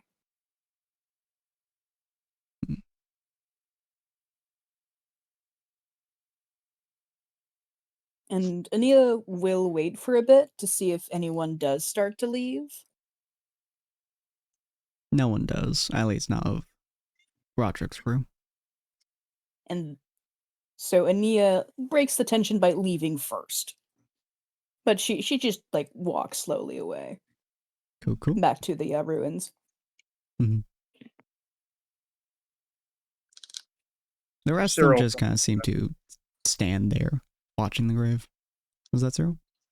Cyril follows after, yeah. Very nice. I'll follow along too. Gelmar's going to stick around to give it a small inscription, probably in his special runic language, so probably nobody will be able to read most of the lower bits. Mhm. But then follow up with, at the very base, carving out the handful of quirks and qualities that he was known for, again, in his sigils. Very nice. And just beneath the deific symbols, he is going to write out, he saved many, even if that might not have been his intention. He will not be forgotten.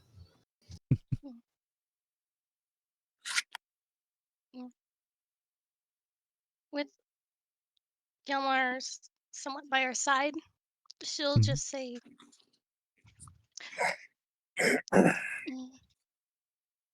I won't forget you, Jason. And that person, the vampire that had done this to you.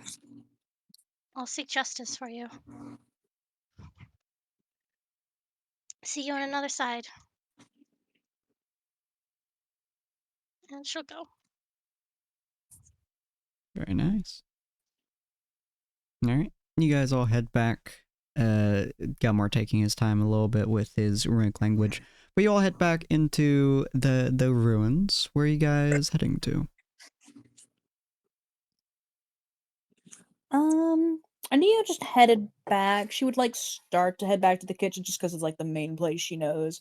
But Mhm. she'll sort of actually hang around outside, like by the ruins directly, and sort of just wait for the rest of everyone. But if Cyril and Dakota have places to go or want to talk to her, she'll Mhm. just stay there. Okay. Sarah will, I guess, lean up against the wall next to Nia. Mhm. I'm concerned if the vampire figures out what we're doing, what his reaction will be. That is a big possibility. It was interesting, though. He just had a steak with him, and he offered it to Rue. I think he might be humored if we try to pull an assassination plot.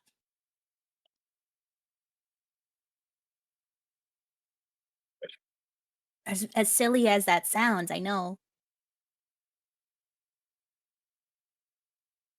Even if we tell him straight up that we have a plan, he might just look at the mirror on his own to see if it would work. But that might be giving a little bit too much credit to what he said. I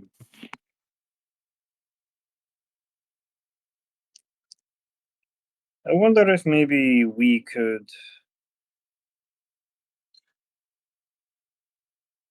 No, there's no good way to do it unless we do it ourselves, right? Unless we want to risk more people. And she'll lean back and sort of look up at the sky while she's standing outside, and she'll be like, If I were to be the one to make the choice, I would think we would just go. We can always come back, and I do trust Roderick. He did say he would take care of things here. I am worried, though, but I think the town is more pressing. And if we come back, we would have a good reason to see him. He seemed interested in the town. You could come back and request to talk to him about it. I am leaning that direction myself. But if nothing more than to, like you said, take care of a more pressing matter. I'm not really familiar with vampire lords or what they might do. and she'll like glance to Dakota if he's still around. I think I'm just following behind, looking at the ground. No, they're Look just up. leaning on a wall right now. Oh, yeah. You want to join the lean crew? Yeah. Yeah, that's what I thought. Triple lean time. Triple lean. And she'll look at Dakota and look back up, and I do think I guess we can talk to Roderick once he comes back and tell him that we plan to, or ask him if he thinks it's okay if we go to the town then come back, and if he wagers anything huge will happen in that time. Or how much time we may have. I think it sounds to me like he said that he would take care of things. I don't think it would matter if we left or not. To I him. think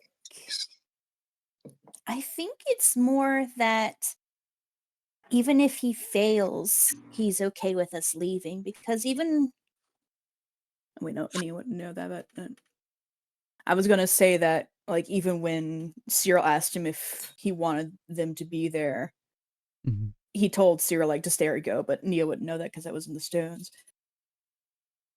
But she would go, I don't think that's really it. I think even if he fails, then he would be okay with it. I don't think he would ask us to stay around to push things in one way or the other. Right. I think, like you said, we should focus on Stillwater.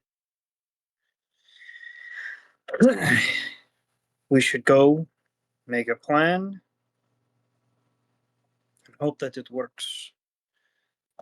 We can at least help them. For the time being. For the time being, doing something that is actually within our grasp. I think we all need that sense of purpose again. I think this whole situation with the Vampire Lord, I think it's thrown all of us off. And this was directly after the mirror, and that also disconcerted me a little bit. And the guild did tell us to observe, and not that we had to take action. I'm sure we can just tell the guild there's a vampire in the area. I'm sure they'll be interested in that.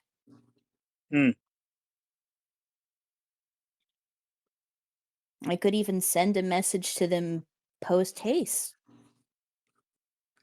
I think that would be something to see.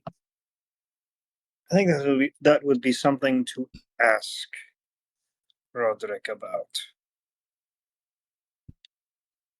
He may not want to have more visitors. True.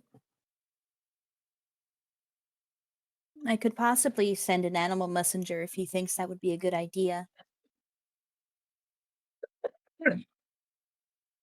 I mean, there is also the stones. Yeah, sighs. Like, will they go all the way to Haven? One of them will. One of them will. Well, I'm not against them for that purpose, so that's fine. We could tell the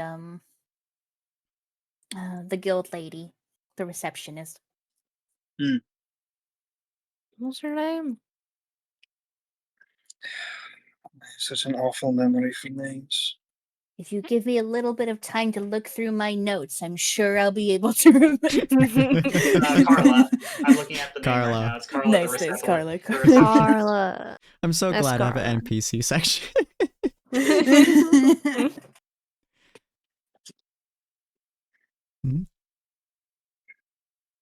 And I think they're going to wait. Did Gelmar and Rue want to have a moment? Yeah, we can. While they Just catch stop. up? Yes. Mhm.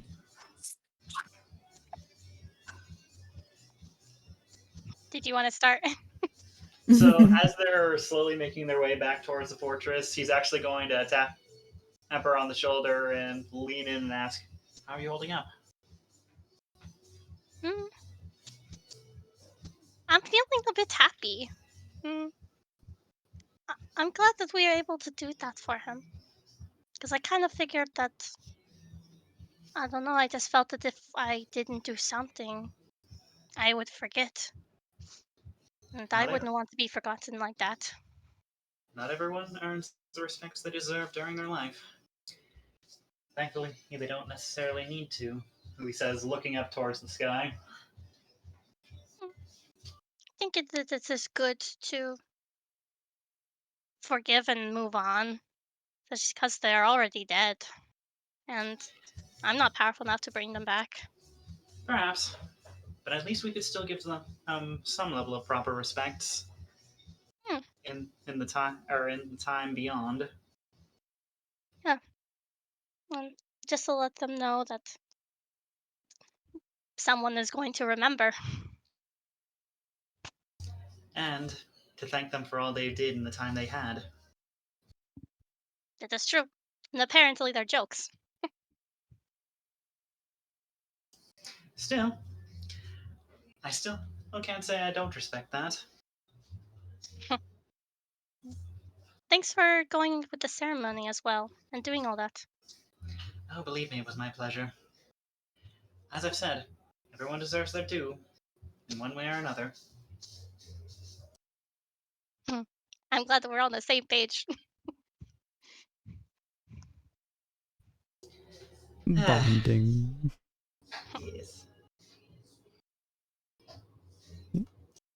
You guys will, when you're ready, essentially walk up to the kind of runic clearing area where the 3 or 4 are just kind of leaning against walls or pillars. As they do in Just Dakota. a row of leaners. Jomar's just like gonna stare at them all as they're walking up, just like, you're not tied there, are you? No, Oh, we should not touch the wall. It's gonna be wet paint. I swear they're hiding it. Oh yes, we're stuck. Help me. And she'll like extend her staff, but not her hands, for like her staff to be pulled. Oh no! Oh, Marduk. He just mutters under his breath and annoys before walking up. He'll grab the staff. Yes, the negative int team has to go up and help people off the wall. I got you. How do you pull her? Ex- He's not really certain, so he's gonna give him a small one first. All right, she moves very, very easily. She is not stuck at all. Hooray! Oh, she's about to like reach out to grab Dakota. Like, oh, do you need help? Yomar just like scratching the back of his head. That was the weakest rope I've ever felt. Come to think of You're it, where very is it? strong. Dakota just like walks away from the pillars. Like I feel like if you pulled me, miss, I'd just straight up fall to the floor. Oh, well, maybe that was what you needed to be able to get out. That's good. Leader, can you manage? I can manage just fine. We were actually discussing our next move after this ceremony. Hmm. What was the good Oh. plan?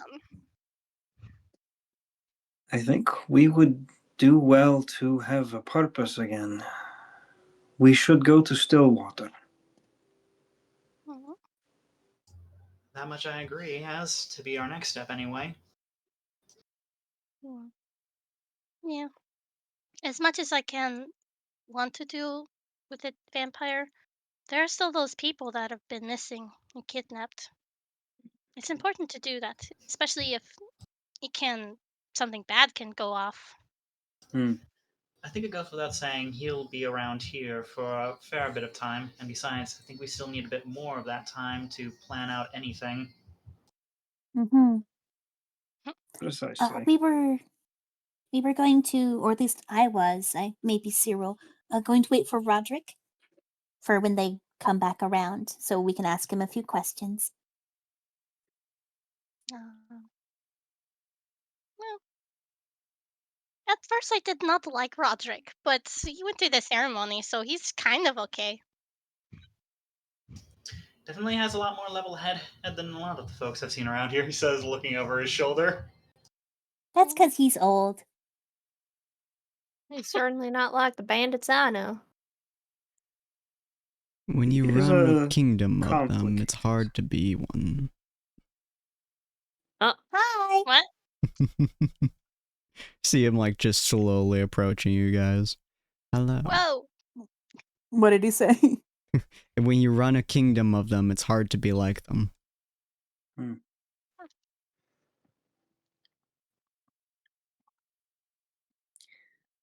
starting to quite understand how that logic works, but who would know better than I would, I suppose. You get to watch them on a daily basis, from the best bandits to the worst bandits. You see every single form of them. It's hard to orient yourself in the exact same way. And not one of them is rubbing off on you? It's hard to say. I've met a lot.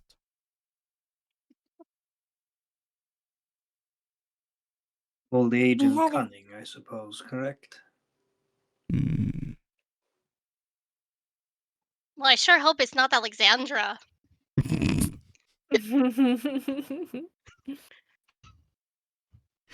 She kind of scares me.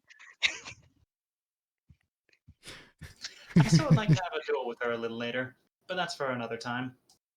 Well, I guess that could be fun. She is preparing her cart. She'll be going to Stillwater here soon. Did you know we were going, or was she going to go anyway? I was sending her anyways. Well, we wanted to ask you a few questions about that. You're more than welcome to. We figured we would be going to Stillwater after all.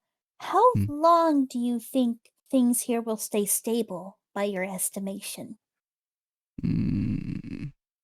I've had to deal with megalomaniacs of similar sorts for many years. He is an idiot, but he is incredibly clever, it seems, and he seems to desire to be entertained. So as long as we continue to fulfill that, I don't think there'll be too many issues. But slip-ups often do occur when you're as old as I am, and these might be fatal to those around me, so I'd give it a couple weeks, maybe a month.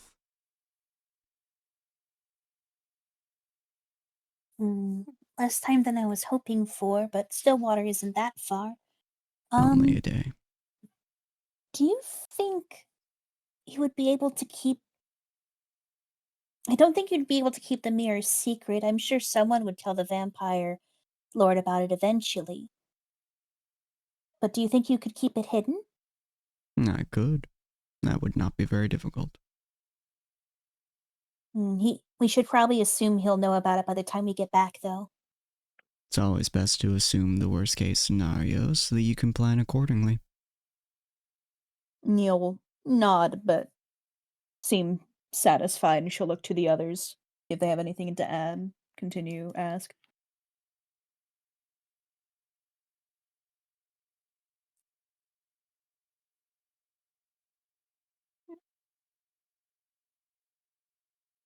No. No, she shrugs her shoulders. Cool. Toto shrugs. Gelmar has no questions. He shrugs. Everybody shrugs. It's just a Everybody wave of shrugs shrugs. synchronously. Neil look back Ron and shrugs. Roderick shrugs. Shrugs. The entire rest of the party shrugs. Roderick shrugs again. The entire kingdom Kingdom shrugs. The slash shrug. Everybody. It kind of From looks back somewhere, at for no reason, the vampire shrugs. you. and he's asleep. Oh my gosh. An unknown figure appears in the mirror. He shrugs too. Oh no. Or land down under inside the orc domain, you just hear, can't touch this. Da, da, da, da. Oh no. Oh my gosh. Going old school on this one. Alright, so yeah, he kind of looks back at you as everyone shrugs and he goes, well, it seems it is settled. You may visit Alexandria at any point. She'll be outside of the castle waiting for you all to join her. Oh, is she leaving tonight? She'll be leaving whenever you will be. So you were thinking that we were gonna go tonight. He gives a very soft smile. Thank you very much for everything. And she'll give a little bow and start to walk away, but she just sort of waits for everyone else. He gives a very gentle head nod to her before walking past everyone. Yellow will turn to follow her. Same. Alright. Guess we're all going out to where Alexandria is. I don't think we left anything in the room. I don't Actually, in think so. transit there, Kalmar's actually going to ask if anyone has any last things that they need to do before they go. Nice.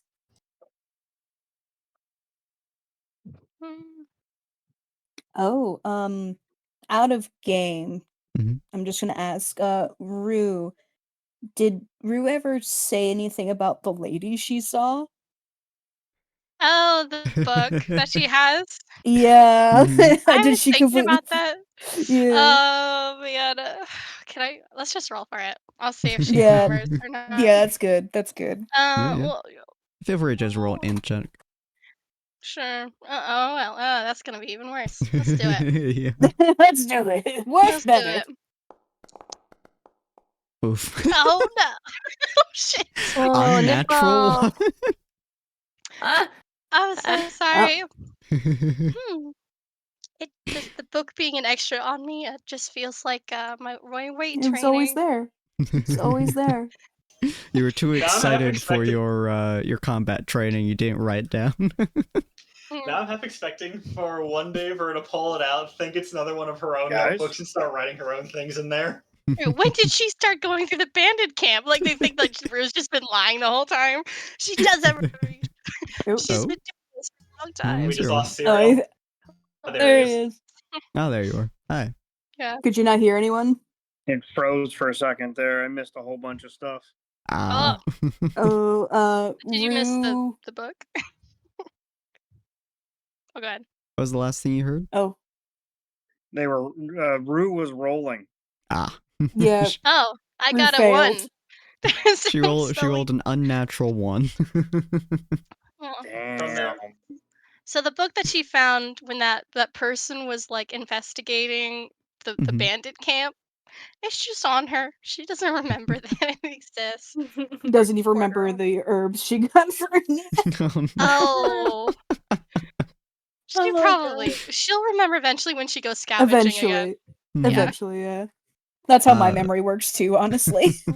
She'll be like, "What the heck is in my pockets right now?" And out of character, the name that was given to Rue was Elanion Nightshade. Yeah. Oh, what? Oh, Lanium. Oh. Elenion. I had to go find where my notes were.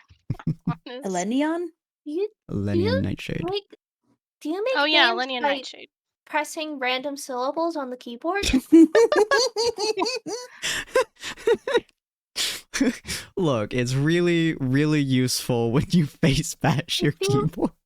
It feels like every time you make a vaguely elven name, you make the perfect word to trip over yourself with. I'm really good at it. Let's just say he didn't get the cat so that the cat could catch the mice. He got the cat so it could walk across his keyboard. Yeah. Yeah, let me just grab Stocking, put her on my keyboard, and we'll see where her name should come from. I refer to her as Nightshade because it's a little bit easier, but yeah. Yeah. Fancy elven names are hard for my stupidly large tongue to say, which, funny enough, I Yeah. was diagnosed with a ridiculously large tongue as a child. Oh, Yeah. Just written. That's exactly how it's written down in his. medically wise. Took my mother 3 specialists to be told this. Oh no. Yeah. Goodness. Well, I'll go ahead and save that I have the healing herbs. So, Oh yay. yay. You like reach into your pack, you find the healing herbs, and you're like, ah, yeah. Can I get these? Hooray! And then, how many did you get again? I think I wrote it down just in case. I got 4 bundles because I 4 had a high bundles, roll. okay. Mhm. Nice, I'll write it down. Okay, thank you. And you would accept those and say she has nothing else she thinks she has to get. She's already looked at all the stuff around. Hmm. And while we're headed over to Alexandria, Cyril Uh-oh. calls the elk over Very nice. so that it can come with us. As you are exiting the ruins, this specifically catches Gelmar's eye, because it's just something that you're not used to. You, Gelmar, do see for just a moment. Okay, somebody say her name verbally so I can punch into my brain space. Elenion? Elenion, thank you. Or Yeah, Elenion. You see Elenion Galmar for just a brief moment, and you specifically see her because she is a high elf in this bandit camp. And that is something that you immediately would catch out of the corner of your eye. Dakota's too far in front of you, and Ania is next to them near the front. I don't so see the high elf. You do not. Of course I don't. Yeah, she appears for a second, because Galmar's in the back, and he sees her before they leave the area. Do you comment on this, all? He'll at the very least stop, stare at her for a moment or two, give a confused head tilt before we're snapping back to attention and following the rest of the group. He won't call Okay. immediate attention to it, but he'll probably mention it in post later. Okay. Yeah, after, like, you look at her, you see her, and then she's gone.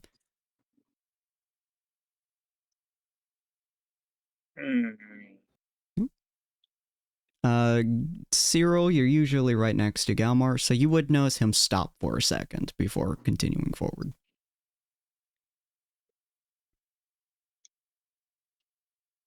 What's wrong? I wasn't I don't know. I find it a little unusual that Roderick would bring a high elf in under his employ. What now? If he's that concerned about their major civilization. I imagine Ania and Dakota's necks both snap simultaneously. What now? She was over there a moment ago. Disappeared in the blink of an eye. Not quite certain who it was or what was going on, but I assume she works here. What's she wearing? A cloak. Can I get a color for that? It was a purplish cloak. A purplish cloak of some variety. Might I ask why? Well, you can get a general overview of what a person might be from what they're wearing. It's like particularly noble or something. I mean, we know that there was a high elf in the bandits area with what was her name? Seafaring lady. The miss. 1 second. The captain. The captain. So I guess it's not too unusual, but Wind still Rider. strange. A Wind Lori, I Rider, believe. yeah. Mm-hmm. I mean, if we see him again, we can ask Roderick about it, but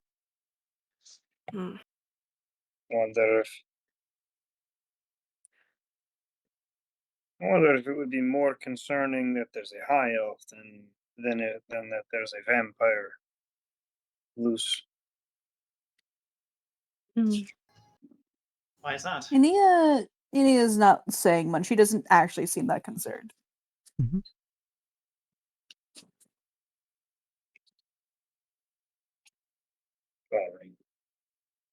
God, it just looks like it's just like slightly more antsy as he's looking down, like, oh god, they found me. Looking over to Cyril after his comment. Why is that? Well, I mean, if you were planning on what he's planning on, and you found out that one of their own agents had infiltrated your home, Wouldn't you be a little more worried about that? Perhaps. Though, to be fair, we don't really know what the story behind her is. For all we know, she might be here with the same intention he has. That's true. But we can't allow ourselves to get distracted again. Yeah. Let's go save people. Writes down side quest. Got too Side many quest, side quests. Everything will be done by the time we get back. I was going to say, this feels like one of those Baldur's Gate 8-timed quests where it's just like waiting too long will just cause the quest to just Mhm. auto fail or auto progress Oh, I'm beyond sure. an end I'm sure. interaction. Oh, you mean Okay. it's not a cozy game? You can take your time forever. Alright, so you guys walk forwards up to where Alexandria is. She's just outside of the moat area, and she does have a very nice looking horse. It's very sleek, it's brown, and she's just kind of patting it on the shoulder. And she looks at you guys. As we walk up, even though Ania said nothing before, she goes up to Alexandra and she's like, "Hello." Hi. I had a question. How many of the bandits do you know around here? I would say quite a few. I don't remember what tone Do of you voice have- I used for her. Do you have any high elf bandits? Elf bandits, like, what else? We got a lot of what else? Nope, high elf. Oh, high elves. We have kind of sort of medic. Oh, okay. Oh, I don't know too much about her. She's kind of a new recent addition. It's kind of weird. does Who does is that she? proc my memory or no? Probably Roll won't. me ins. You can roll. Because I'm like medic, high elf. I'm like, oh, these connecting. It does. Oh, she You makes got stock the faces, good gears kind of point. turn in your brain, kind of painfully, but it does turn your brain a little bit, and you do vaguely recall interacting with one. She like stuffs her hand and looks around for the journal. I think. Mm-hmm. You do have it. It's a journal Oh, you found in the bushes. Although you're not quite sure why you were looking in the bushes, but you definitely found the journal in the bushes sometime around when you were talking with the elf, probably. oh. I remembered something, Ania. I think you should see this. Nia's like, "Oh," and she toddles over. I just remembered that I had this. I actually saw a high elf, the medic that was the bandit. I can't remember what was in this though, but here you go. I What's her think it was name? something sus. Mm, Their name? What's her name? You have no clue, unless you wrote it down. Did I write it down? Maybe. Depends on whether or not you think your character with was important enough to write down. I don't Yeah, know. and if you didn't write it down right then, the vampire stuff happened right after. Mm-hmm. So it depends on if you write stuff like, because I don't think you even got inside the room before the vampire stuff happened. Oh wait, no, I think you. Maybe. She'd just gotten into the room when the vampire stuff happened. Like, she'd gotten to the I'd like door. to say, yeah, I'd like to say that maybe she's a bit. She writes down a lot of stuff, so I'm gonna say that she wrote everybody's name that she meets. Okay, So, cool. yeah. So yeah, you would know her That's name. a good way. Oh yeah, Elonian it was Nightshade. a Alonian Nightshade. And Ania will take the book and like flip it open. Gelmar tilts his head. Do you know her? I don't think I do. No, I don't think I recognize that family name. Ania Uh, lets everyone read over his shoulder, by the way. It is a book of most of the passings and goings of most of the people in there, as well as a lot of the medical information about the folks. Injured shoulders, arrow wounds, stuff like that, as well as general places they've been, like most of the areas that they're sent off to, stuff like that. No, I'm not familiar. Interesting. Can I roll investigation to look for anything weird about this? You are more than welcome to.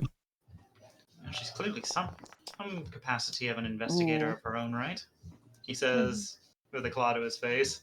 Nothing Or, jumps well, out claw, at you. but- It's a little bit odd if it's a medic's journal, because there are some stuff in here that isn't directly medically related, but you could argue that most of this information would be useful for a medic to know. Especially like the battlegrounds people go in, so they know the kind of tools or the stuff that they need to prep or fix in order to repair the people who come back, stuff like that. Oh, but wasn't there also...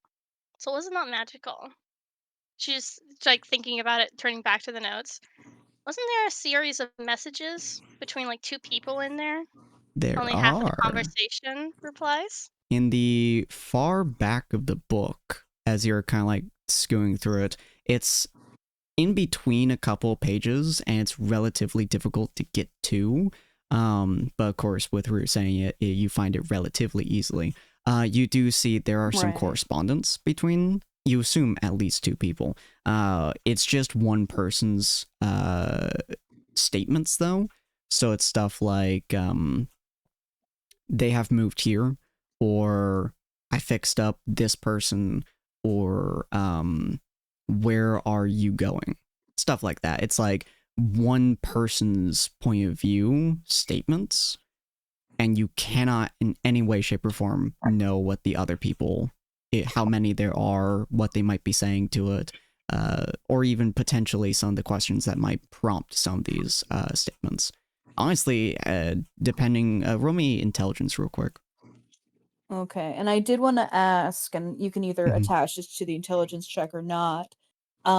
Is there enough space in between each question for there to be a potential response? And Okay. I'll just go ahead. Ability check intelligence? Yeah. Normal. Nice. All right, cool. You would say you're fairly confident it's between at least one other person.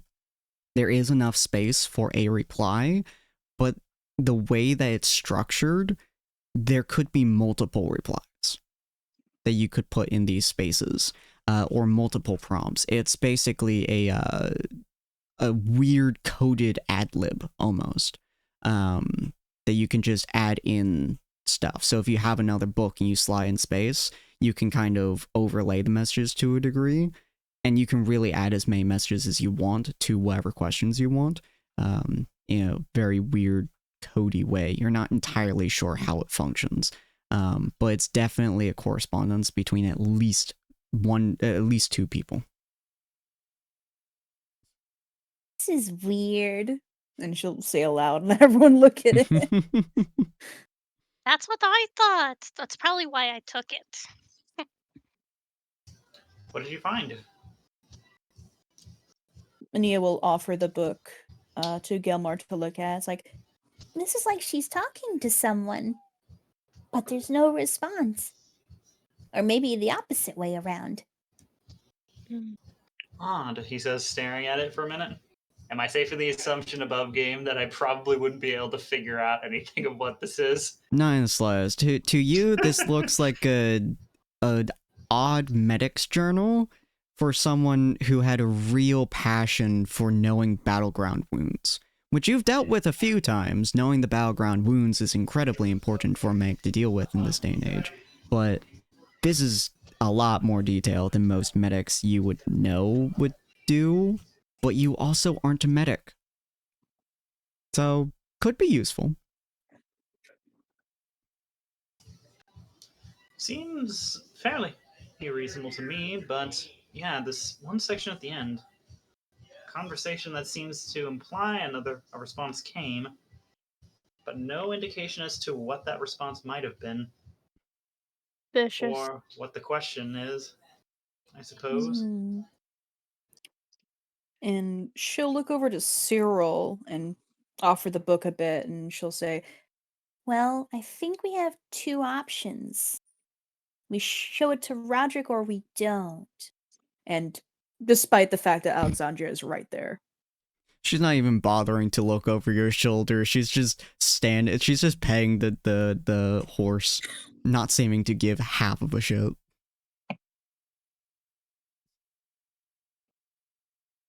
And all the messages, they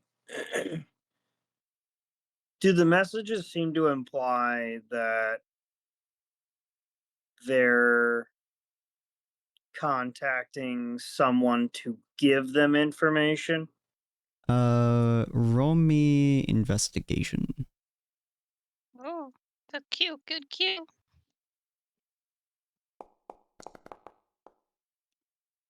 You can't tell. What you can tell is it's definitely some form of correspondence, but you have no idea what they're kind of talking about, aside from passing information so far about broken shoulders or stab wounds or other stuff like that. Can I roll to be paranoid? I would also like to investigate.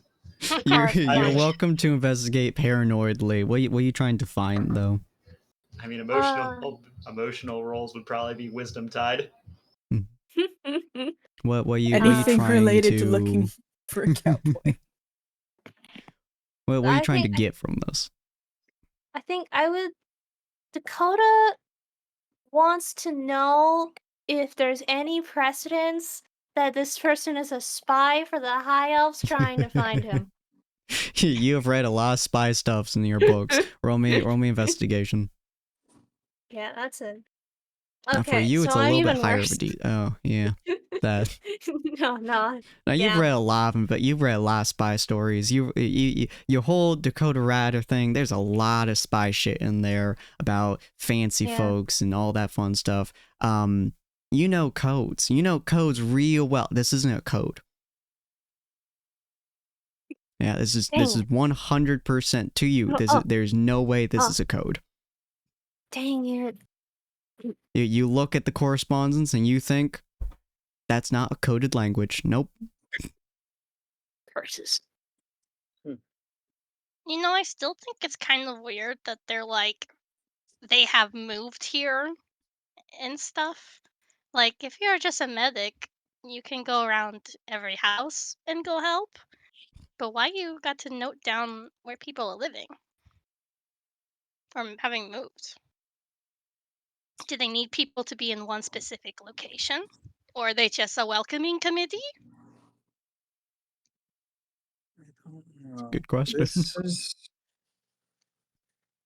This is strange. Maybe she's not actually working for Roger. So there's correspondence written into the pages of the journal? Yeah.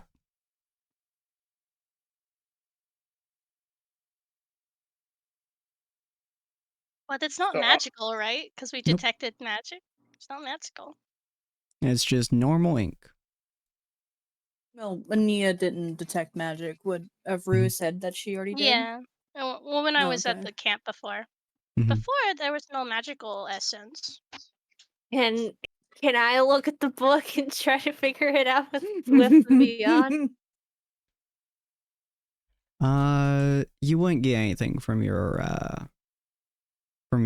gaze of the beyond. Dang it. Good idea, though. No, not magical. That's interesting. That would mean, and she taps the page idly, it's probably visual then. They have to write it down for the person to see. Maybe the book gets passed around to someone else? I don't think so. I think that they have to write down the question, and then someone sees it with some other magical device, and then send a response in a different way. The book isn't magic, it's just a tool to use to write it down in.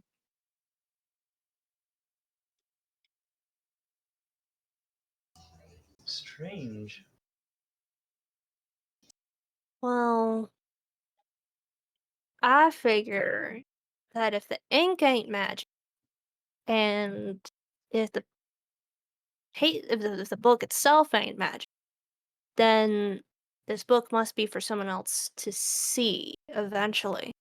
So it could be that the information is also being written down for someone else to see. Now I could go give this Right. to Roderick, or we could not.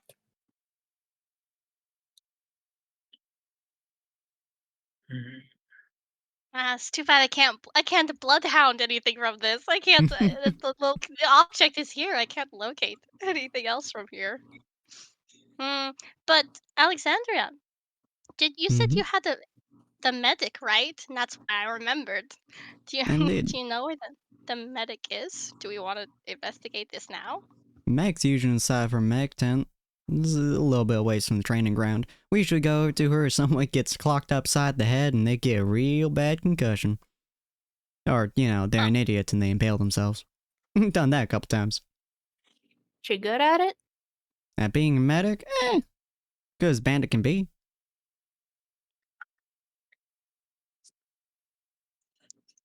I don't know Is too much about she? the fancy healing magic all you folks do, so, I just stab things.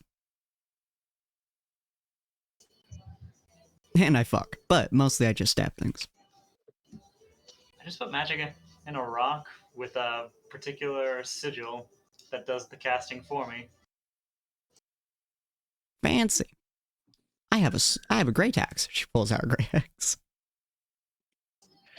Gilmore says, "How come I have one too?" He says, pulling his off his back and just slamming the pommel to the ground. Hell yeah. If I none of this Just is fist, magical, just fist of celebration. What was that, Rube? if none of this is magical, would it be weird to kind of ask if there's anybody who is maybe cannot talk in this camp and only can see? She kind of Alexandria. looks at you and she's like, I think the only folk who would know that would be Roderick. Most of us don't really keep tabs on one another, and most of us pass through here fairly quickly, so. Oh, it's just a thought. I like the way you think, kid. And Nia will step over to Rue and hold the book in front of her, but it's not specifically for Rue to see. Mm-hmm. And she'll talk as if she's instructing Rue, and she'll be like, What do you want to find out? Or do? Want to find out? Or do? Well, we're kind of already on a mission. I guess I was only thinking if maybe this person might be suspicious to the people who are maybe kidnapping people.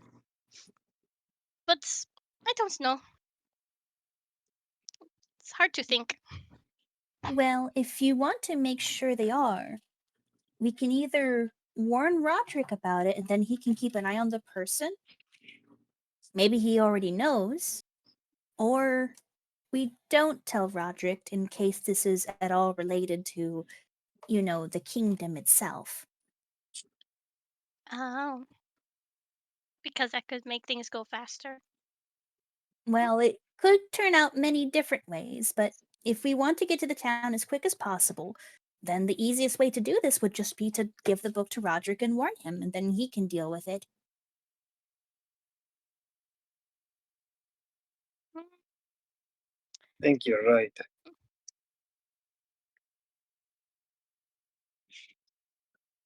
Yeah, because it's not magical, so us keeping it's not going to do anything for us.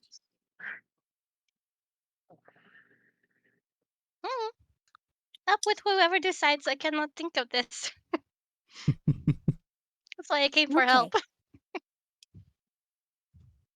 Nia will nod and say, Well, I'll go find Roderick real quick and I'll try to come right back. Does anyone want to go with me? Is something on your mind? He asked, tilting his head. Well, I'm just going to give the book back, but I don't want to go alone. I'll go with you. Thank you. And Ania is just gonna like beeline for the kitchen. She's gonna be like a little jog, because she's in a hurry just because they have a carriage to catch, but not in like a distressed way. Okay.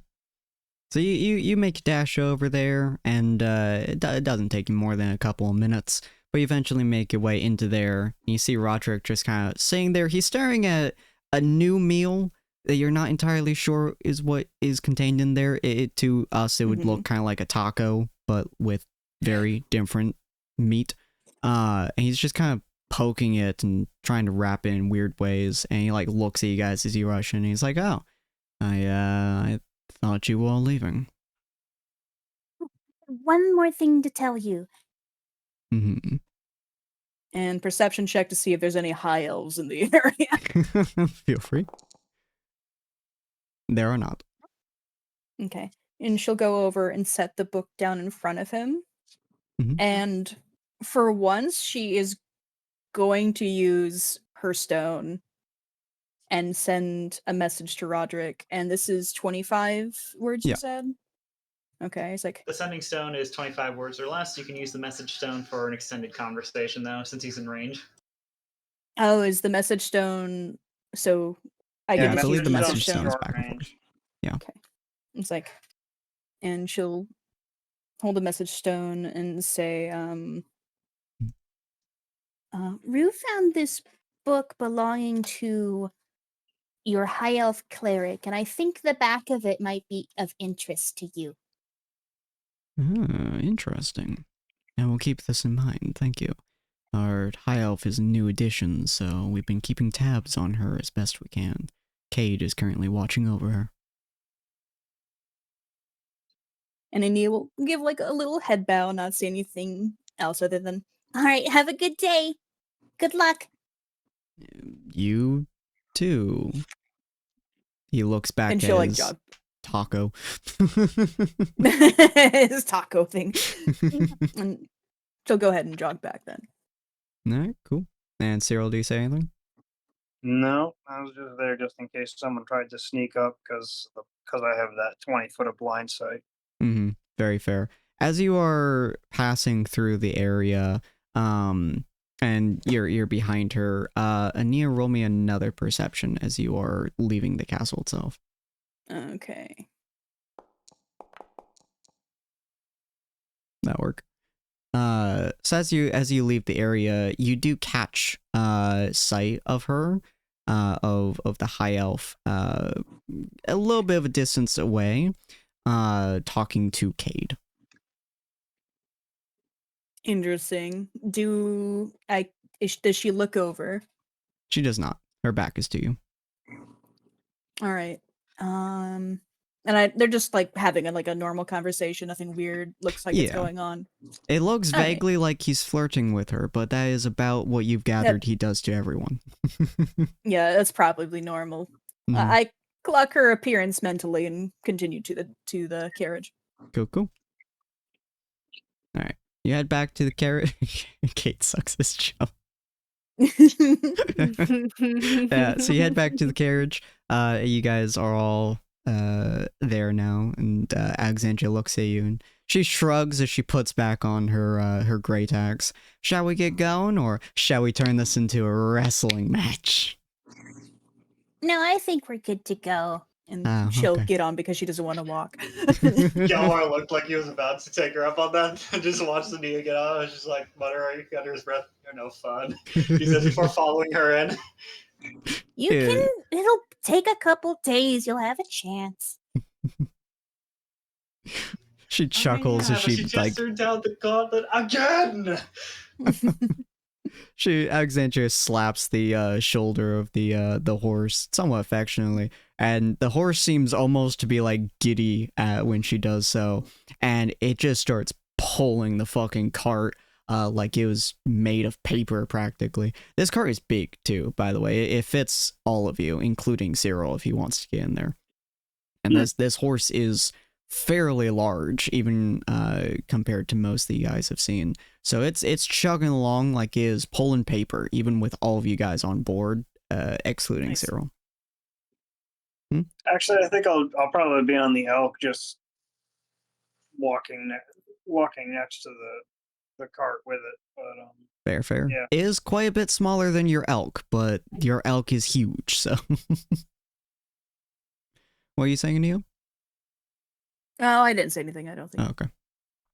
Yeah, you guys are on your journey. Is there anything you guys want to do for the next day or so? Ania's definitely gonna brew some potions if she can while in the cart. It's a little Is bit it more stable tricky, enough? but yeah, it's fairly stable. I mean, Okay, even if you could, I would imagine we probably have the opportunity when we like stop to take a rest or something like that. I would imagine this horse doesn't go over the course of the night. It does not. Oh, it's nice. I can finally give off all the herbs. Sing her do that.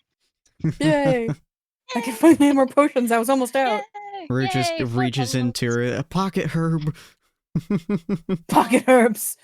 Whoa. Alright. But you guys are kind of resting up. The horse is taking a nice rest and nice nom as the night starts to take over to a point. Yeah, you're brewing up your herbs into some potions. Anyone else? Probably gonna write some more things in my journal. Nice. Brooding over in the side, writing down, huddling over your journal. Unless Rue's got otherwise plans, Gelmar's probably going to challenge her to the occasional random exercise competition on the way, and probably a duel against or challenge Alexandria to a non to the death duel sometime along the way. Oh man, I was going to go get some fruit and do this, but that sounds so much better. Oh, do we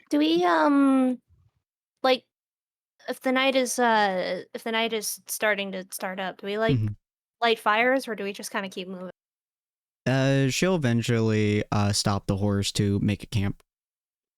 You can set up a campfire and stuff if you want to. She doesn't seem to bother caring about campfire, so it's up to you. I think I could just set a campfire. I think Druidcraft does that. Let me see. I believe it starts a fire. Oh, wait. Yeah, instant light or snuff out a candle, torch, or small campfire. So yeah, as long as you get wood. Well, when no You one's guys looking, I'm gonna. After you light the fire, when no one's looking, Dakota's just gonna toss his journal into the fire. Oh my god. Oh. Screw that I'm journal going in to- particular. I'm going to Dakota's assume Dakota's tossing gonna his make. own journal? Yeah. You can have to hide that. That probably won't burn up that quickly. I was gonna say, I'm pretty sure most leather-bound books usually don't burn exceptionally well until they get to the paper. Yeah, it's a weird backing. It's not quite leather. It's like a pseudo leather.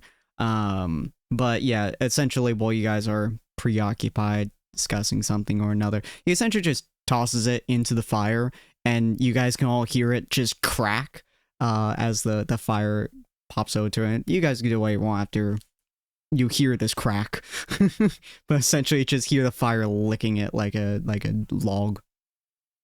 I mean, Gelmar would probably snap to attention to make sure it's not some sort of incoming attacker or something. Ania just assumes it's a log. Like someone put more stuff on the fire. That's fair, actually. Never mind. With your high perception, you will see that whatever was thrown into the fire, it does have pages in it.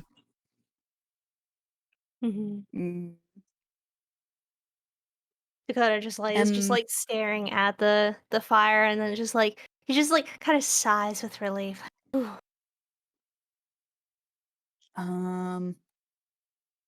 Would Ania know who was by the fire? I don't know what she was doing, so I don't know, because anyone could have thrown like a book. Alexandria could have, for all she knew.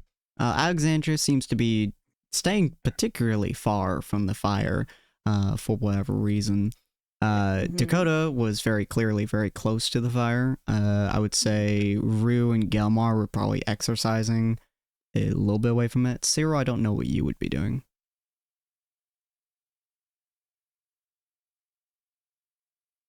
Zero? Trying to think what I would have been doing. Would I have recognized the binding of the book?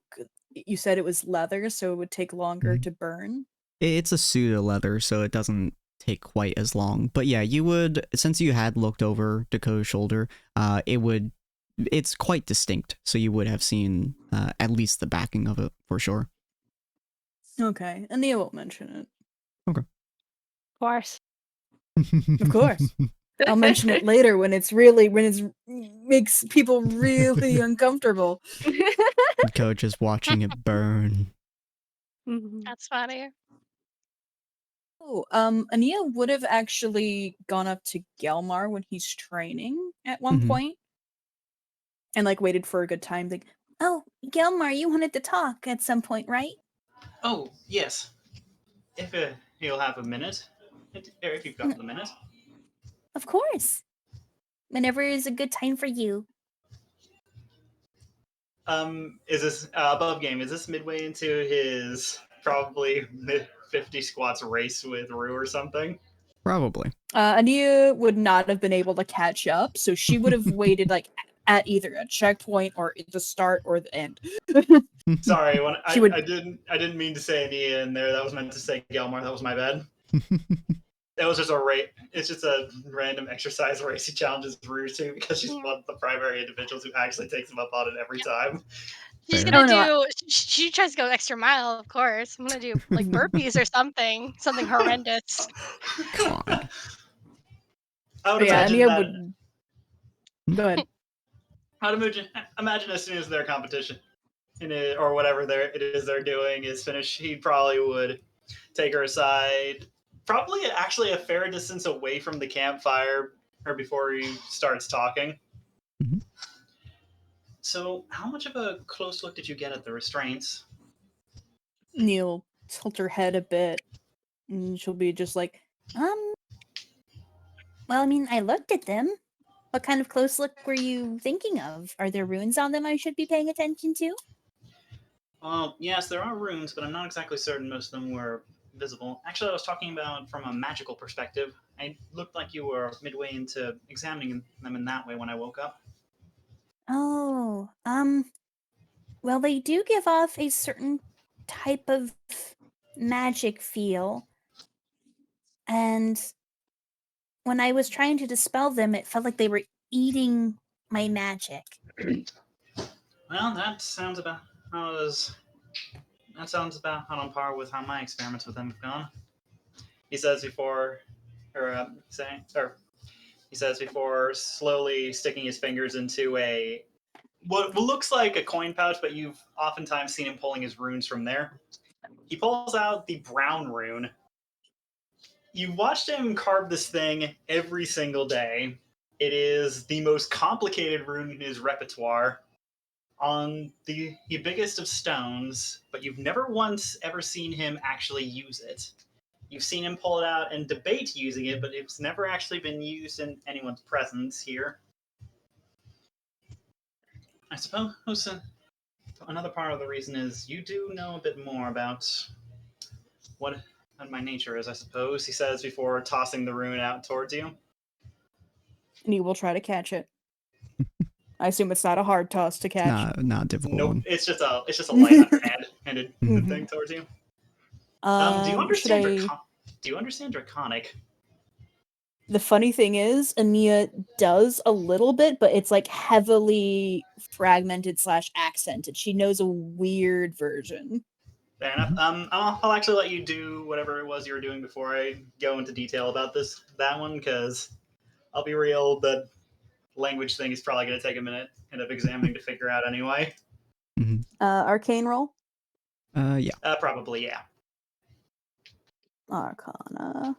She investigates the rune. Very nice. So, do you have any sort of magic examination set up, or is it just a quick general check-in? She's looking at the rune and the rune itself to know if she knows anything about it, or maybe even the material type of rock, since it's specific. She Mhm. doesn't really have detect magic on her right now. So it'd just be like her own observations. Well, after staring at it for a little while, you do sort of recognize some of the curled edges on this thing. It kind of looks like the style of decorative edges that are put usually on prepared materials for a ritual cast of some sort. But as you're staring at it, you also kind of recognize a lot of the otherwise curves outside of the decorative edges kind of looks like draconic letters. As a matter of fact, hold on, let me actually send a little, or let me show you which ones you've been able to translate on this one specifically. All right. Where did that translation guide go? Would I be able to understand those in generals in? You would understand bits and pieces. Many of the letters would be more or less the same. So you would understand probably about half of the base alphabet for Draconic. A lot of them, like S, for example, are changed around to a degree. There we go. On converted directly, these are more or less translated to English because I don't actually know how actual in-game Draconic as a language works. So I'm just gonna use that as a baseline. You're able to translate those basic letters, and yes, you can, and yes, that is an anagram for what the rune actually does, or more or less a hint to it. Okay. Do I recognize any of the... Oh, wait, I'm not there, I think. You're not there. Yeah, I'm still watching the fire. Ah, good thing. We would have started to realize how little I actually know of the language. Busy brooding. The So rune was she'll- more or less a small experiment of mine. I was trying to use it to see if I could at least partially draw back a little bit of my latent power. Oh, It to see if it doesn't- would counteract it? As a matter of fact, that's mostly what the rune was meant to do, with a little bit of extra for a small additional trick in there. If I can make this work, I might even be able to temporarily retake my old form. Oh, visage. Yes, you got it. Above game, you got it. Thank you. It'd take me so Me much slowly longer. me typing slowly in the I'll type I'll show you what I did in my notes while she was talking. Oh my gosh. So There it at is. some The chance of something. so So no? It's very But- crude as it is. I was hoping that I might be able to have a better examination as to how exactly the restraints work. Figured something like that might potentially aid in the next step. well The weird thing I she'll never- no go ahead. The weird thing I never understood about these, they always seem to restrict the most direct spells I might try to cast. But for some reason, they don't seem to do anything about me placing it inside of a runestone and then casting through that instead. So long as the spell doesn't seem to directly affect the restraints themselves, the runes go by just as intended. I suppose you could say, in one way or another, I more or less created the runic draconic from this process. Wait, you create? How old are you? Oh, 97, why? I'm just wondering. And even though you think she's like an elf, for some reason hearing that makes her exasperated. Like she's like, ugh. Such an old was- bitch. It was vaguely based off of the runic that was created by the giants, but different magics call for a different style. So if you try to cast anything normally, it doesn't work. But if you use the runes, it does work. For some strange reason, the restraints seem to ignore the runes, so long as the runes don't have a spell that directly impacts them. Okay. Well, that's probably because the runes don't call upon your magic; they call upon. And she'll tap the runes a bit. Well, runes are usually used. Let me Sin. Can druids use runes to call upon nature, like latent nature magic? They can if they're specialized in it. Runes are often something that is years of study for the most part, and it's like a subversion to regular magic. So it's not often that druids use it, but they have a lot. Like, runes call from a different source of magic, so this is probably not even calling upon your own magic. Technically, it is. It's an ordinary stone filled with my magic, and then the specific shapes carved into it with the very particular magic paste I'd been using to store it all seem to work together in order to cast a spell. It's still using my own magic, it's just in a different form. And I had to make this new style for them because, well, I don't have giant's magic, he says with a shrug. It's true. So you're able to put your magic into objects safely.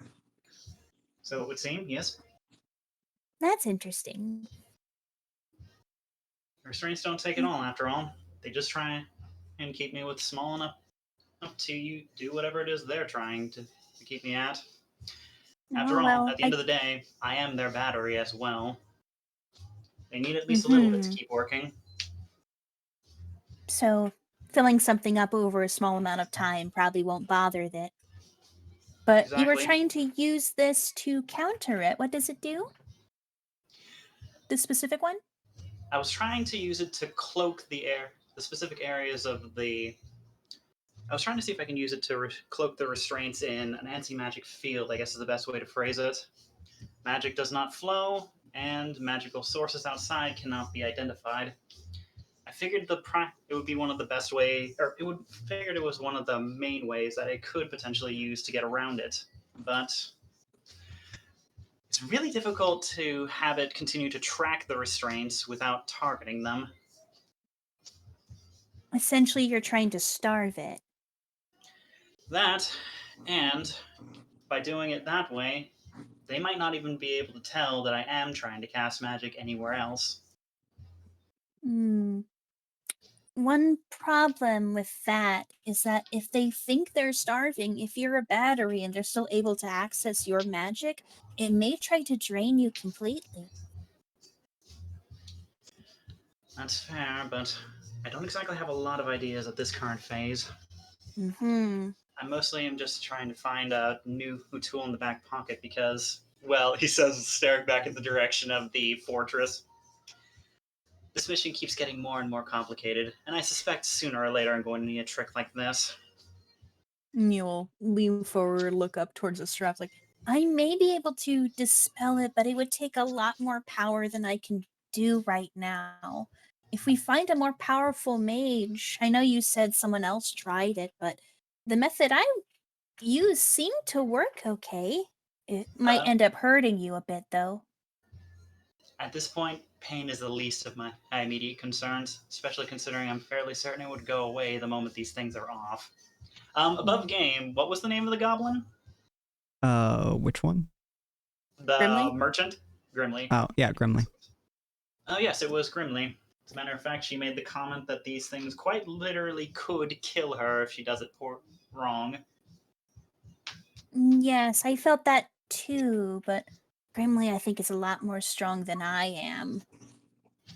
I felt the magic travel through my staff, and I was worried I would lose my staff if I kept going. I'd have to find some other implement to potentially use.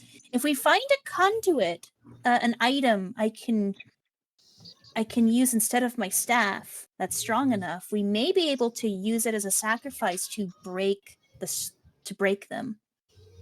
It's possible, but we don't really know much about out of this phase. Besides, if what Grimly he's told me is true, I suspect these things have a few more fail-safes in the backs of them. What she's told me is true. These similar implements have in the past been used to enslave the ancient gods. Do you know anything about how they were put on or removed? They were put on from from behind me, unfortunately. Basically, he only had enough time to recognize as I was going over from a force to the back. Before next thing I know, they're clamped around basically everything. Have you ever seen them removed, or what happens if?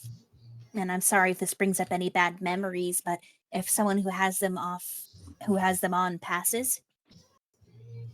No, I'm not 100% certain I want to see that. There has to be some way to remove them. Well, there's one organization who would know. It's the Obsidian Wyverns, unfortunately, he says with a groan under his breath.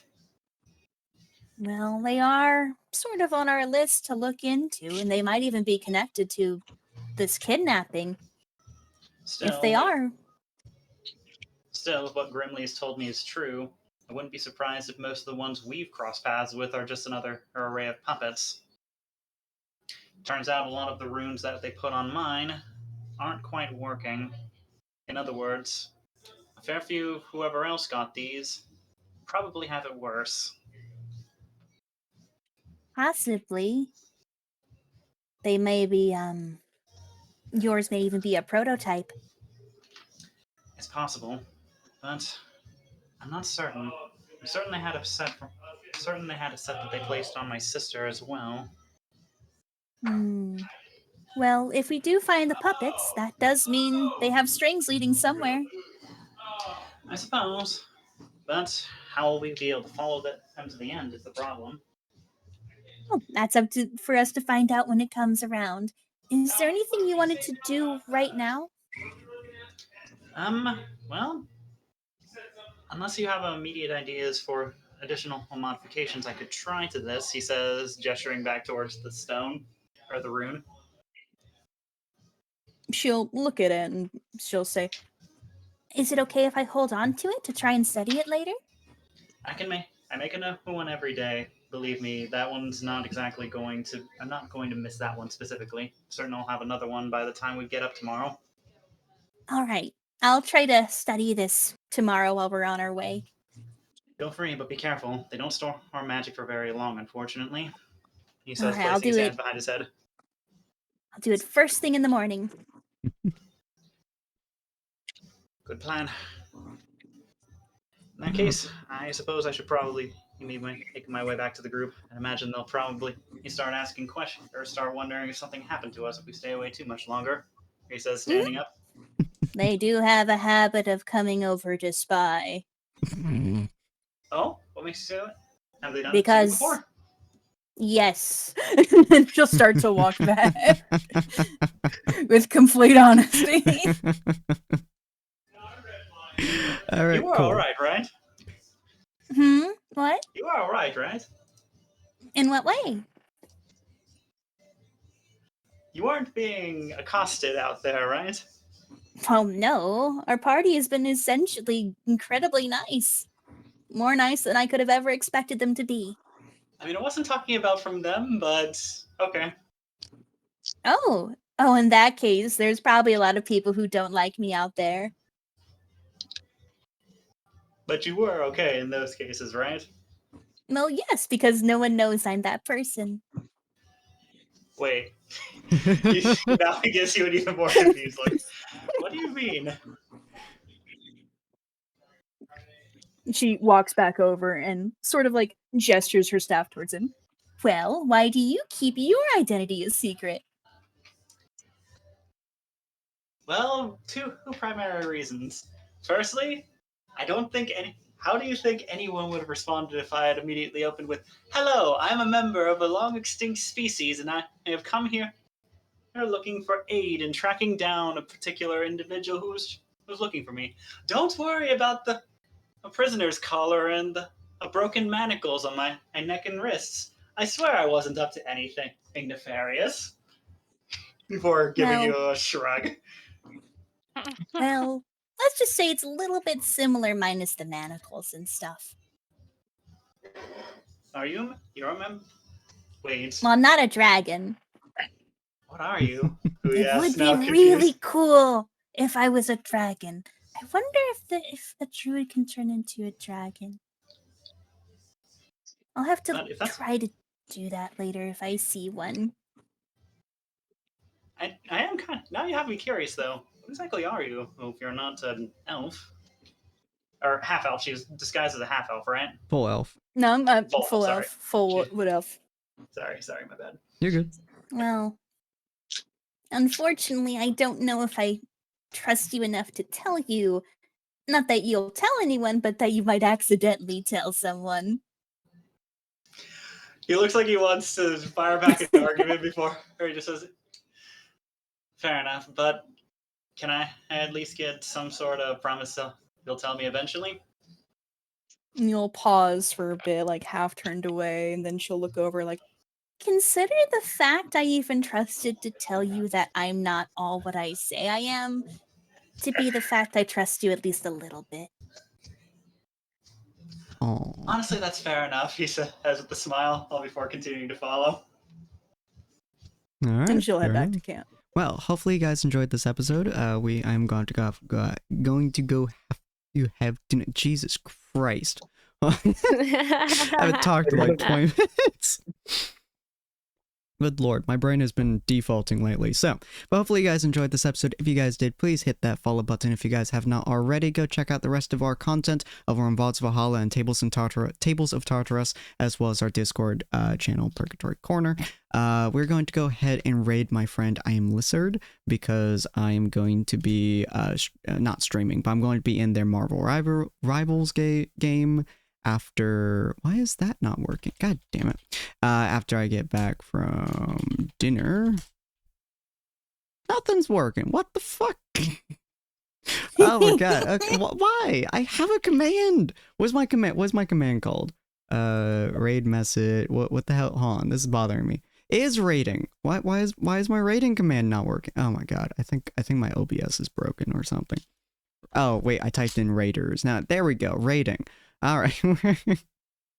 I was just badly typing. We're going to go ahead and raid Lissa, because I'm going to be playing Marvel Rivals with them in about an hour or so after dinner is done. So if you guys want to come check us out and listen to me talk more, I guess, feel free to go check her out, listen to her stuff. She's a fabulous person, and she's doing a subathon at the moment, which she's just consistently been pushed more and more to do, because she keeps getting more and more subs. So go and send her some love. She's going to be doing a Pokemon Smash and Pass because she got to 250 subs, and that's really all she could think of. And now the 300 one is that she gets to play Silent Hill 2. And, yeah, she's not a horror person, so if you can get her to 300 subs, she'll cry. So we're gonna go ahead and raid her. Whoops, I